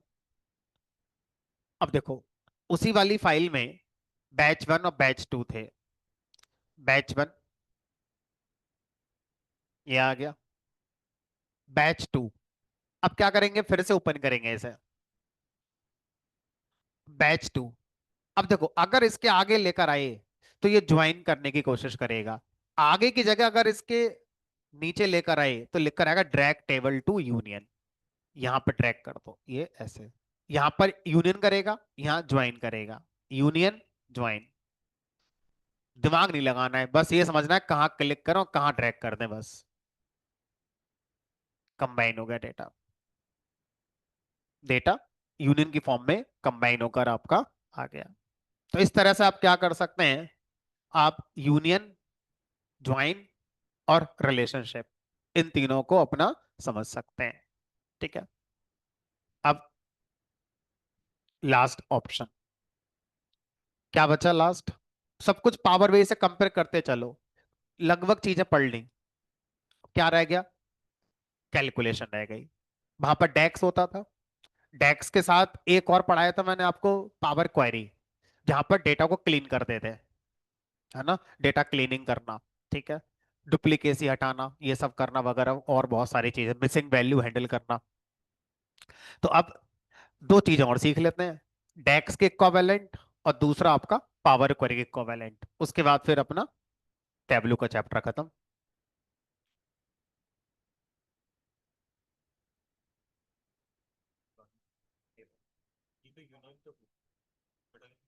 पहले इसको हटा दो। अब बताओ किसका क्या करना है, कर दो ड्रैग। रिटर्न तो इसको ओपन करके करेंगे, बिना ओपन करे रिलेशनशिप बनेगी। क्लिक करोगे तो ज्वाइन और यूनियन होगा, ओपन करो क्लिक करके। अब रिटर्न्स को उठा के इसके राइट में ले आओ, राइट में। हाँ, नहीं नहीं, यूनियन हो जाएगा, हाँ अब राइट में। अब ये ज्वाइन हो जाएगा, वेट करो। ठीक है, चलो।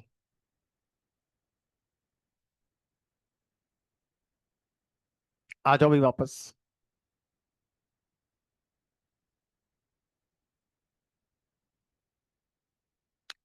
तो फिर से इसको हटाकर इसको क्लोज कर देते हैं, और यहां से इसको रिमूव कर देते हैं।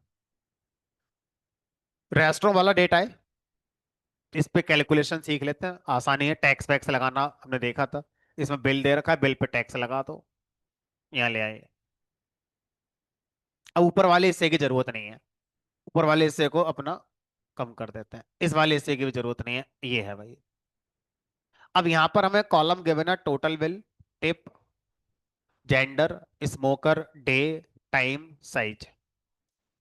अब मुझसे कहा गया कि बिल पर 5% का टैक्स लगा दो, कैलकुलेशन करनी पड़ेगी, और एक नया कॉलम बना दो। तो सेम कहानी यहां पर है, जो भी आप कैलकुलेशन करोगे, एग्जिस्टिंग कॉलम में नहीं होगी, नया कॉलम बनेगा। तो अब कैसे करोगे? तो चाहो तो डेटा सोर्स टैब से भी कर सकते हो, चाहो तो शीट पे आके भी कर सकते हो, दोनों तरह से ऑप्शन है। तो यहां पर आप क्या करो, ये जो ड्रॉप डाउन ऑप्शन आ रहा है, इस पे क्लिक करो, ऑप्शन आता है क्रिएट कैलकुलेटेड फील्ड। तो हर फील्ड के ड्रॉप डाउन पे कैलकुलेटेड फील्ड का ऑप्शन आता है, ये उसी के बाद बन जाएगा। और यहां से ना करके आप ऐसा भी कर सकते हो, शीट पे जाओ, और शीट में भी देखो कहीं ना कहीं ऑप्शन आता होगा कैलकुलेटेड फील्ड का, डेटा में जाके worksheet, dashboard, story, analysis, analysis के अंदर आ रहा है क्रिएट कैलकुलेटेड फील्ड।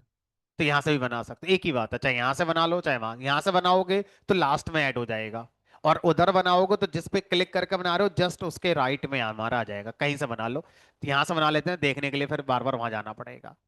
तो क्लिक कर दिया क्रिएट कैलकुलेटेड फील्ड, ये लो। क्या रहा है बताओ, नए फील्ड का नाम क्या है?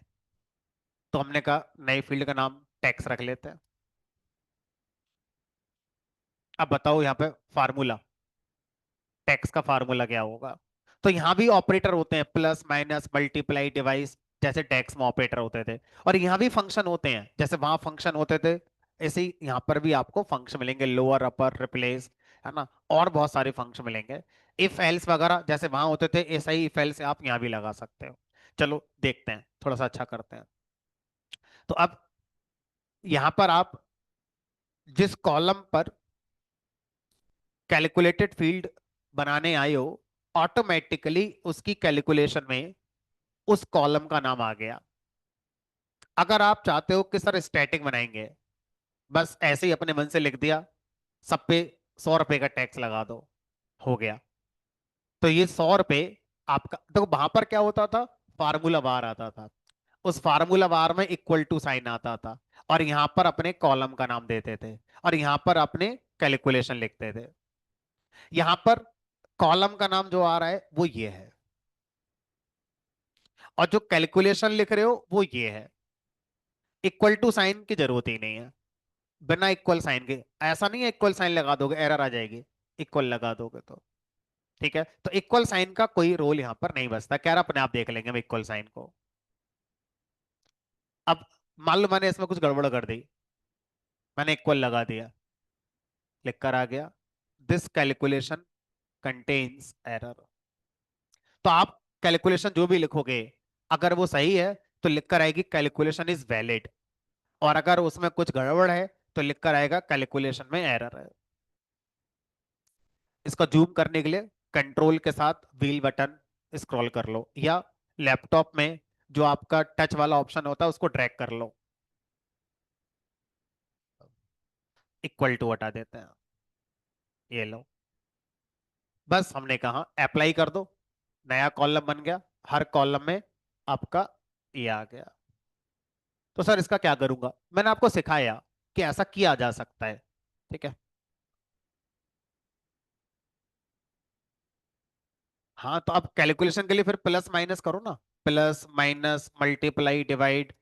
अब वो plus minus multiply divide normal values के साथ करो या किसी कॉलम की वैल्यू के साथ करो। अगर किसी कॉलम की वैल्यू के साथ करोगे तो स्क्वायर ब्रैकेट में कॉलम का नाम लिखोगे। कॉलम का नाम है टोटल, लिखोगे अपने आप आ जाएगा। टोटल बिल की 5% निकालना है, तो गुणा 5/100। तो अब यहां पर जो आएगा टैक्स, वो इस वैल्यू को यहां पर रखेंगे, गुणा 5/100। यहां पर जो टैक्स आएगा वो इस वैल्यू के हिसाब से ऑटोमेटिकली, मान लो अपने आप लूप चल जाएगा और एक एक वैल्यू पर अपने आप ब्रॉडकास्टिंग हो जाएगी। ये लो, ये टैक्स निकल कर आपका आ गया। कमेंट डबल स्लैश से कमेंट हो जाएगा। अब मैंने कहा कि सर स्ट्रेट फॉरवर्ड टैक्स नहीं लगाना है। अगर टोटल बिल हमारा बिलो 10 है तो कोई टैक्स मत लगाओ, जीरो टैक्स कर दो। अगर बिल की वैल्यू 10 से अबव है और 15 तक है तो 5% का लगा दो, और अगर 15 से ज्यादा है तो 10% का लगा दो। मतलब किसका फील आना चाहिए? इफ एल्स का। इफ एल्स कैसे लगाएंगे, है ना? तो सीधा लिखेंगे इफ। इफ नाम का फंक्शन है, केस सेंसिटिव नहीं है। तो टैबलू की जो कैलकुलेशन है डेक्स की तरह ही है, केस सेंसिटिव नहीं है। लोअर केस अपर केस किसी में लिखो, कोई फर्क नहीं पड़ता। इफ टोटल बिल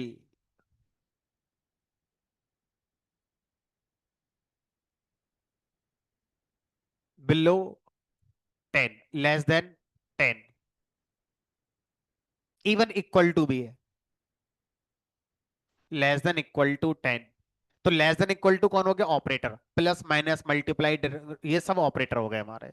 अब वहां पर इफ के रूल में क्या होता था, कॉमा लगाते थे और ट्रू वैल्यू लिखते थे। यहां पर इफ कंडीशन ट्रू होने के बाद कॉमा नहीं लगाते, यहां लिखते हैं देन। इफ ये देन क्या चाहते हो वो लिख दो। क्या चाहते हो? हम चाहते हैं टोटल, यानी कि जीरो कर दो, कुछ नहीं चाहते हैं। तो जो कैलकुलेशन हो उसका रिजल्ट क्या बन जाए? जीरो। आगे आ जाओ।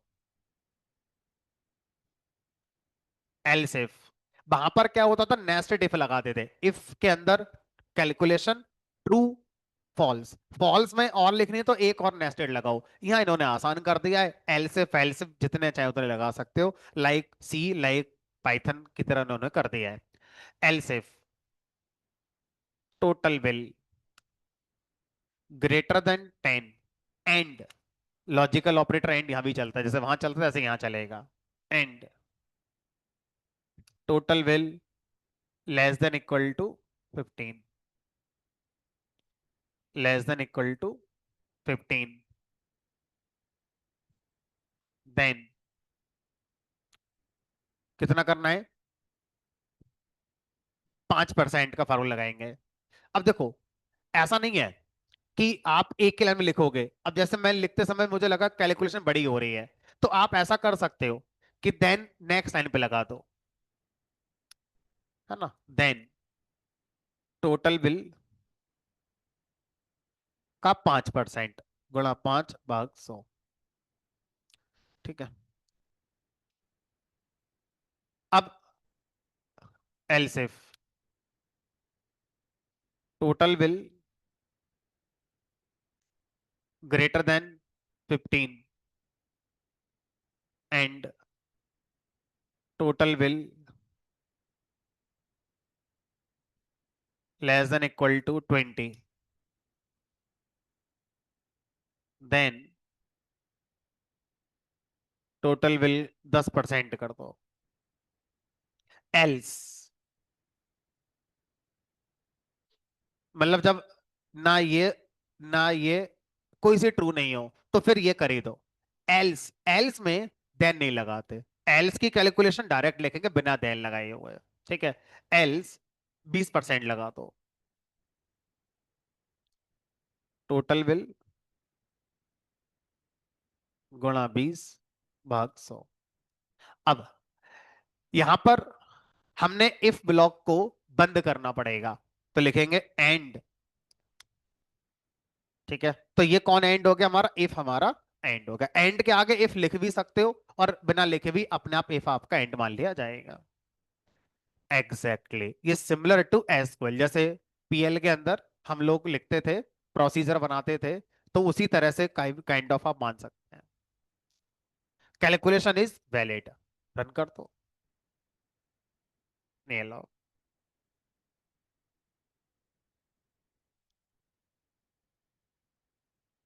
तो इस तरह से कैलकुलेशन का एक आइडिया मैंने आपको दे दिया, अब आप अपना कैलकुलेशन कर सकते हैं।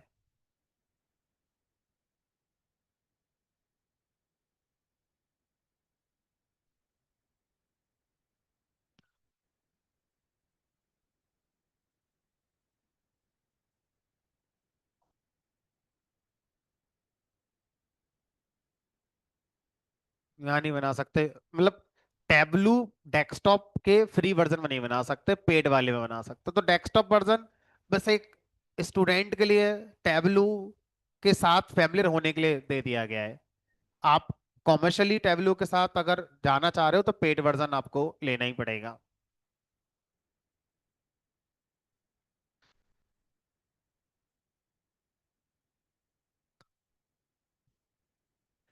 देखो आप पावर भी पढ़ चुके हो, तो फटाफट से आपने 5 से 6 घंटे में पूरा उतना निपटा दिया, इतना पावर भी के अंदर होता है। अगर पहली बार आप इसे पढ़ रहे होते तो आप कदम कदम पर फंस रहे होते। क्यों? क्योंकि आधे से ज्यादा फीचर इसमें है नहीं, आप इमेजिन नहीं कर पाते कि क्या हो रहा है क्या नहीं हो रहा है। तो इसलिए पावर भी पहले पढ़ लो, पूरा महीने भर उसे दो, जितना टाइम देना चाहते हो दो। उसके बाद आके टैबलू पढ़ो, बहुत कम टाइम, क्या 1/10 टाइम में आपका खत्म हो गया टैबलू, और सब चीजें सारी उतनी हो गई। अब जो नहीं हुई वो है ही नहीं इसमें, है ना, जो चीजें नहीं कर पा रहे हैं वो इसमें है ही नहीं है फ्री वाले वर्जन में। चलो अब एक कैलकुलेशन और करते हैं, कंडीशन वाली तो हो ही गई हमारी। अब मान लो कोई हमारे पास ये कॉलम है, कोई सा पकड़ लो, मान लो जेंडर पकड़ लिया, मुझे हल्का सा सिखाना है बस। अपर लोअर फंक्शन सिखाने हैं मुझे, स्ट्रिंग के फंक्शन, अपर लोअर, लेफ्ट के, मिड के, लास्ट के। स्ट्रिंग के फंक्शंस भी यहाँ पे काम करते हैं। तो स्ट्रिंग के फंक्शन पे काम करने के लिए पहला फंक्शन आपका अपर। अपर फंक्शन कह रहा है, अगर डायरेक्ट स्ट्रिंग दोगे डबल कोट में लिख कर दे दो, और पूरे कॉलम में यही आ जाएगा अपर केस में आके। और किसी कॉलम की वैल्यू को अपर केस में कन्वर्ट करना है, तो अपर के अंदर स्ट्रिंग डायरेक्ट पास ना करके कॉलम का नाम पास कर दो, स्क्वायर ब्रैकेट में कॉलम का नाम पास करते हैं।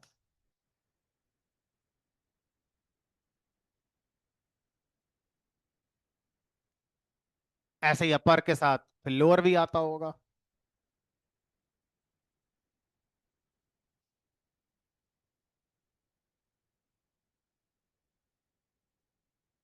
ठीक है, इसी तरह से हमारे पास और भी कॉलम होंगे जो हमारा क्या करते होंगे, इस काम को करते होंगे।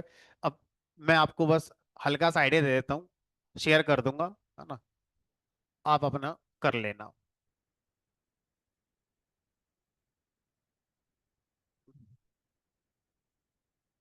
ये फंक्शन मैं शेयर कर दूंगा।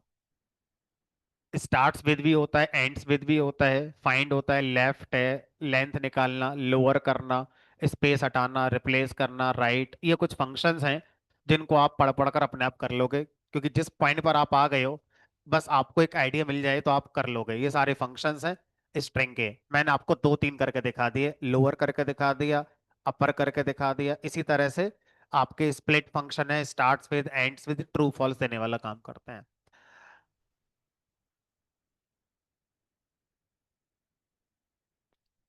कह सकते हो, काफी कुछ मिलती हैं।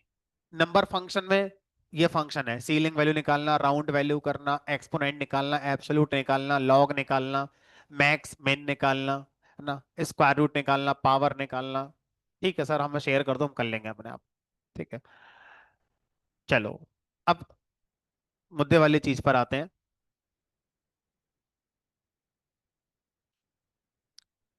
और जो मुद्दे वाली चीज हमारी वो है डेटा क्लीनिंग। डेटा क्लीनिंग की कहानी क्या है? अच्छा, इसमें नई टेबल बनाने का ऑप्शन नहीं है। जैसे डेक्स में न्यू कॉलम, न्यू मेजर और न्यू आपका टेबल बनती थी, तो न्यू टेबल इसमें नहीं बनती। न्यू कॉलम आपका बन गया, न्यू कॉलम इस तरह से आपका बन रहा है। न्यू मेजर बनाने का ऑप्शन इसमें बहुत पुअर है। इसमें एक टर्म होता है एलओडी एक्सप्रेशन करके, level of details expression, Elodie expression.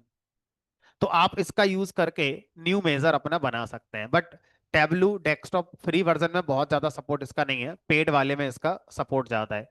ठीक है। अब क्लीनिंग की तरफ मूव करते हैं।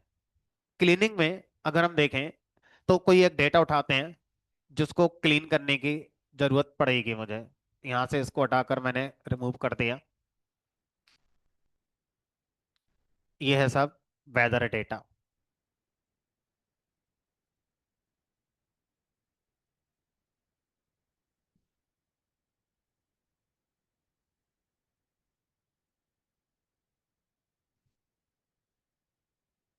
ये है। मेरे पास एक डेटा है, इसको क्लीन करने के लिए कहा गया। क्लीन का मतलब सिंपली ज्यादा होता है मिसिंग वैल्यू को डील करना, कि आपके पास डेटा में मिसिंग वैल्यूज हैं। अब वहां पर देखो कॉलम प्रोफाइल का ऑप्शन आता था, कॉलम क्वालिटी, बहुत कुछ होता था। यहाँ पर क्लीनिंग के मामले में टैबलू के अंदर कुछ नहीं है। टैबलू का एक अलग सॉफ्टवेयर आता है, टैबलू प्रिपरेशन करके।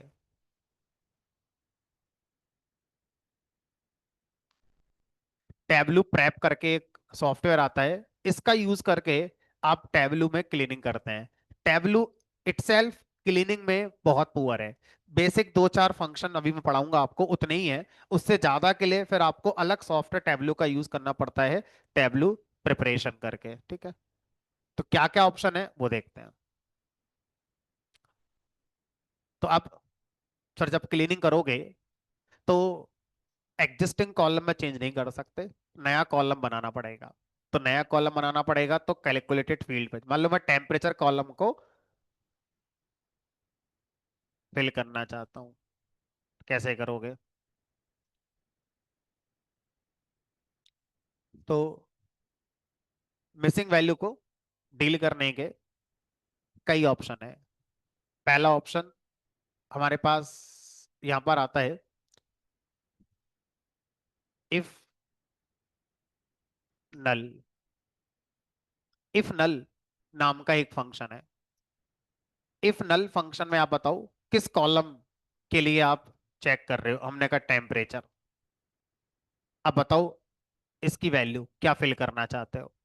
अगर टेम्परेचर कॉलम में नल है तो बताओ क्या करना चाहते हो। जो आप करना चाहते हो वो आप यहाँ कर दो। मान लो मैंने यहाँ पर अपने मन से लग दिया 30। अब जहां जहां पर मिसिंग वैल्यू है वहां वहां पर 30 आ जाएगा। 30 30 30 30 इस तरह से। ठीक है। कमेंट कर दिया।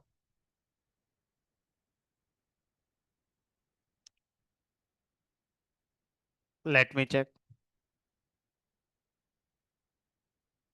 फिर पूरा कॉलम स्ट्रिंग बन जाएगा? नहीं, एरर आ रही है। टाइप कन्वर्जन करना पड़ेगा फिर कॉलम का। डेटा टाइप चेंज करना पड़ेगा तब कर पाओगे। यहाँ पे क्लिक करोगे डेटा टाइप पर, ये यहाँ से चेंज करने का ऑप्शन आएगा, फिर चल जाएगा। तो इफ नल पहला तरीका हो गया इस काम को करने का। सेम कॉलम में नहीं होगा, ये करना पड़ेगा सेम कॉलम को डिलीट कर दो और उसकी वैल्यू इस वैल्यू से रिप्लेस कर दो, इस कॉलम से। एग्जिस्टिंग कॉलम में चेंज करने का ऑप्शन इसमें नहीं है। अगर किस मामले में? एक नया कॉलम बनाना पड़ेगा। ठीक है। तो देखो, हर टूल के अपने प्रोज एंड कॉन्स हैं। अब आप पावर बीआई को जान चुके हैं, आपने टैबलो को भी लगभग जान लिया पूरा। आपको डिसाइड करना है कि अगर आपके पास कोई डेटा है तो अब आप उस डेटा पर रिपोर्ट बनाना चाहते हैं तो किसके साथ जाना पसंद करोगे? ठीक है। सामने वाला अगर आपको फोर्स कर रहा है कि यही यूज करना है, तो आपको उस टूल को बहुत एक्सप्लोर करना पड़ेगा। सामने वाला कह रहा है नहीं, जो चीज जहां पर बढ़िया है उस चीज को वहां कर लो, और जो चीज जहां बढ़िया नहीं है उसको वहां से हटाकर दूसरे पे कर लो। तो ज्यादातर सिनेरियो में हम मिक्स एनवायरनमेंट जा रहे होते हैं। ठीक है। अगर आपको 100% कंट्रोल चाहिए, 100% सब कुछ मिलना चाहिए, प्रोग्रामिंग, फिर टूल की जगह प्रोग्रामिंग करनी पड़ती है। यानी कि पाइथन में एक लाइब्रेरी होती है, इसका नाम पांडास। पाइथन की पांडास लाइब्रेरी का यूज करो, 100% कंट्रोल है। चाहे तो एग्जिस्टिंग कॉलम में चेंज करो, चाहो तो नया बनाओ, चाहो तो एक वैल्यू में चेंज करो, चाहो तो सारी वैल्यू में चेंज करो। ठीक है। पावर बीआई में रेगुलर एक्सप्रेशन नहीं चलते। पावर बीआई में सिंगल वैल्यू को चेंज करना पॉसिबल नहीं है। ठीक है। पाइथन में रेगुलर एक्सप्रेशन भी चलते हैं, सिंगल वैल्यू को चेंज करना भी पॉसिबल है। तो प्रोग्रामिंग अगर किसी को आती है तो शायद उसको टाइम लग सकता है, लेकिन ऐसा कोई काम नहीं होता जो वो ना कर पाए। बहरहाल, आगे बढ़ते हैं। अगला है हमारा यहाँ पर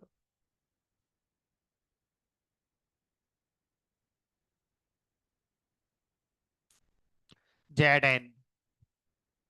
जेड एन फंक्शन क्या करता है?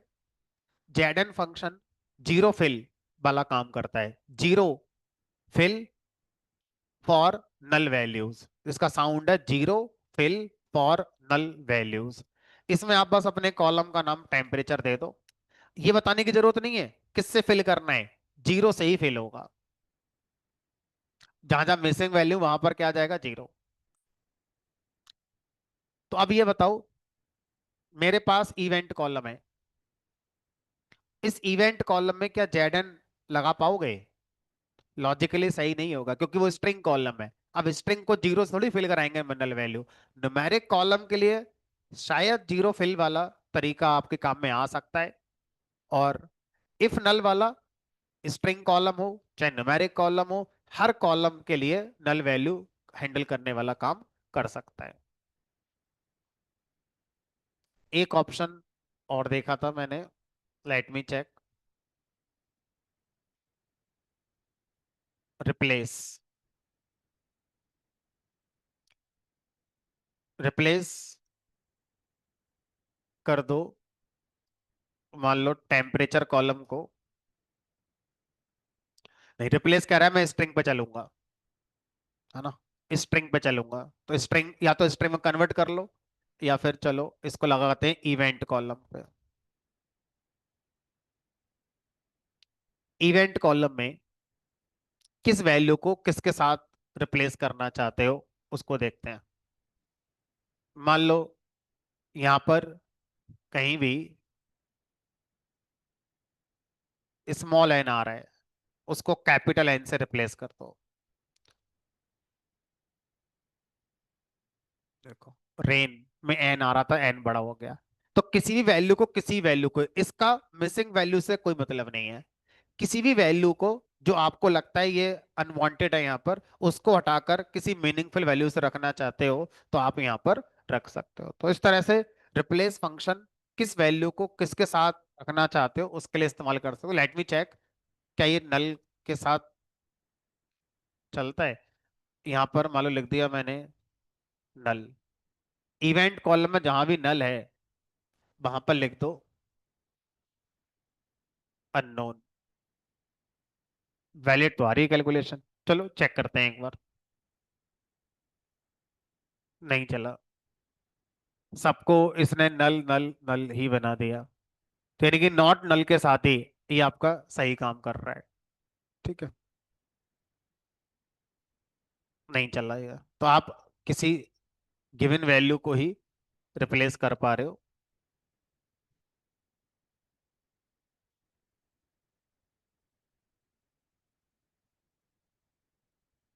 इसका यूज मुझे लगता है हम कहाँ कर पाएंगे, किसी भी कॉलम के अंदर कुछ स्पेशल करेक्टर अगर आ गए हैं, उनको हटाना चाहते हो, तो उसके लिए हम कर सकते हैं। किसी भी कॉलम के अंदर स्पेशल करेक्टर आ गए हैं तो उसको हटाने के लिए शायद हम इसका यूज कर पाए। ठीक है। क्या मैं कहना चाहता हूँ उसके लिए, लास्ट ऑप्शन ये हटाया मैंने, वेदर डेटा 2 लेकर आया। नहीं, वेदर डेटा 3 लेकर आया। ये देखो, इस डेटा में अगर आप ध्यान से देखो,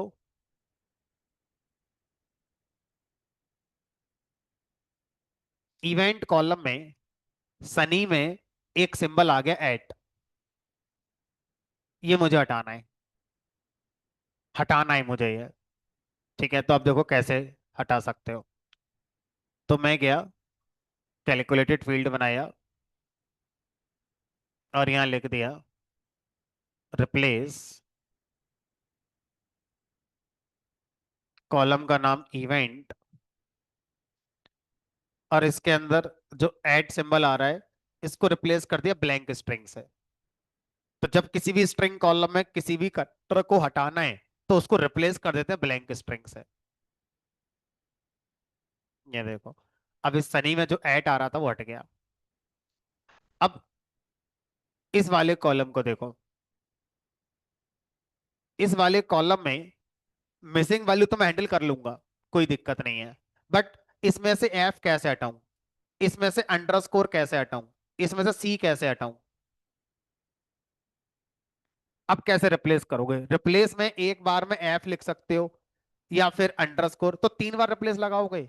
एक बार एफ हटाने के लिए, एक बार अंडरस्कोर हटाने के लिए, एक बार सी। हमने कहा ऐसे मान लो और भी आ गए तो एक बार ट्राई करके देखते हैं, नॉट श्योर कि मैं कर पाऊंगा। तो यहां पर गए, कैलकुलेटेड फील्ड बनाया, और यहां पर एक ऑप्शन आता है हमारा रिप्लेस रेजेक्स, रेगुलर एक्सप्रेशन का यूज करके रिप्लेस करना। किस कॉलम में लगाना रेगुलर एक्सप्रेशन? टेम्परेचर कॉलम में लगाना है। रेगुलर एक्सप्रेशन क्या है? रेगुलर एक्सप्रेशन है डिजिट के अलावा जो भी आए सब हटा दो। तो 0 to 9 डिजिट के अलावा जो भी आए सबको हटा दो। किससे? इससे। तो इसका मतलब होता है एक्सेप्ट डिजिट। तो इस कॉलम में सिर्फ डिजिट होनी चाहिए, डिजिट के अलावा कोई भी आए उसको ब्लैंक स्ट्रिंग से रिप्लेस कर दो। देखो, 32 एफ हट गया, अंडरस्कोर हट गया, सी हट गया। अब मिसिंग तो मैं हैंडल कर ही लूंगा। आप कितने पैसे दे देना पावर वे वाले को, ये ऑप्शन वहां नहीं है। Power VI doesn't support regular expression. Pattern based अगर आपको क्लीनिंग करनी है तो पावर वीआई के अंदर पैटर्न बेस पर क्लीनिंग नहीं हो सकती। मैन्युअली बताना पड़ेगा किसको किससे हटाना है या क्या करना है। पैटर्न मैचिंग या तो टैबलू में या फिर फ्री में करनी है तो पाइथन से करनी पड़ेगी। पाइथन के अंदर पांडास लाइब्रेरी है, उसके अंदर रेगुलर एक्सप्रेशन मॉड्यूल है, फ्री में कर लो, लेकिन उसमें दिमाग ज्यादा लगेगा। ठीक है, बहरहाल, तो इस मामले में अगर कहा जाए तो पावर वीआई पीछे है, और मुझे आज तक समझ में नहीं आया कि क्यों ऐसा उसने करा है, क्यों वो रेगुलर एक्सप्रेशन को लेकर नहीं आ रहे हैं पावर वीआई के अंदर। चाहते तो ला ही सकते थे, या तो हम उस पॉइंट तक नहीं पहुंच पा रहे हैं जहां पर कोई दिक्कत होती होगी जरूर। बहरहाल भाई, तो ये नट एंड शेल में आपकी पूरी कहानी समझ में आ जाती है। टैबलू के, टैबलू का चैप्टर हमारा खत्म हो गया। अब इस बैच में जो स्टूडेंट हैं, एक बार उनको आगे का क्या शेड्यूल रहेगा मैं बता देता हूँ। जिनका कोर्स पावर वीआई से स्टार्ट हुआ था या टैबलू से जिन्होंने स्टार्ट किया था, अब इस बैच में उनके आगे की कोई क्लास नहीं होगी। ठीक है, इस बैच में अगले सैटरडे सिर्फ वो लोग आएंगे जिन लोगों ने पाइथन पढ़ी हुई है, प्लस पाइथन की पांडास लाइब्रेरी पढ़ रखी है, जो कि ऑलरेडी इस बैच में पहले हमने 3-4 महीने पहले पढ़ रखी है। अगला हमारा जो टॉपिक होगा वो होगा इन्फरेंशियल स्टैटिस्टिक्स।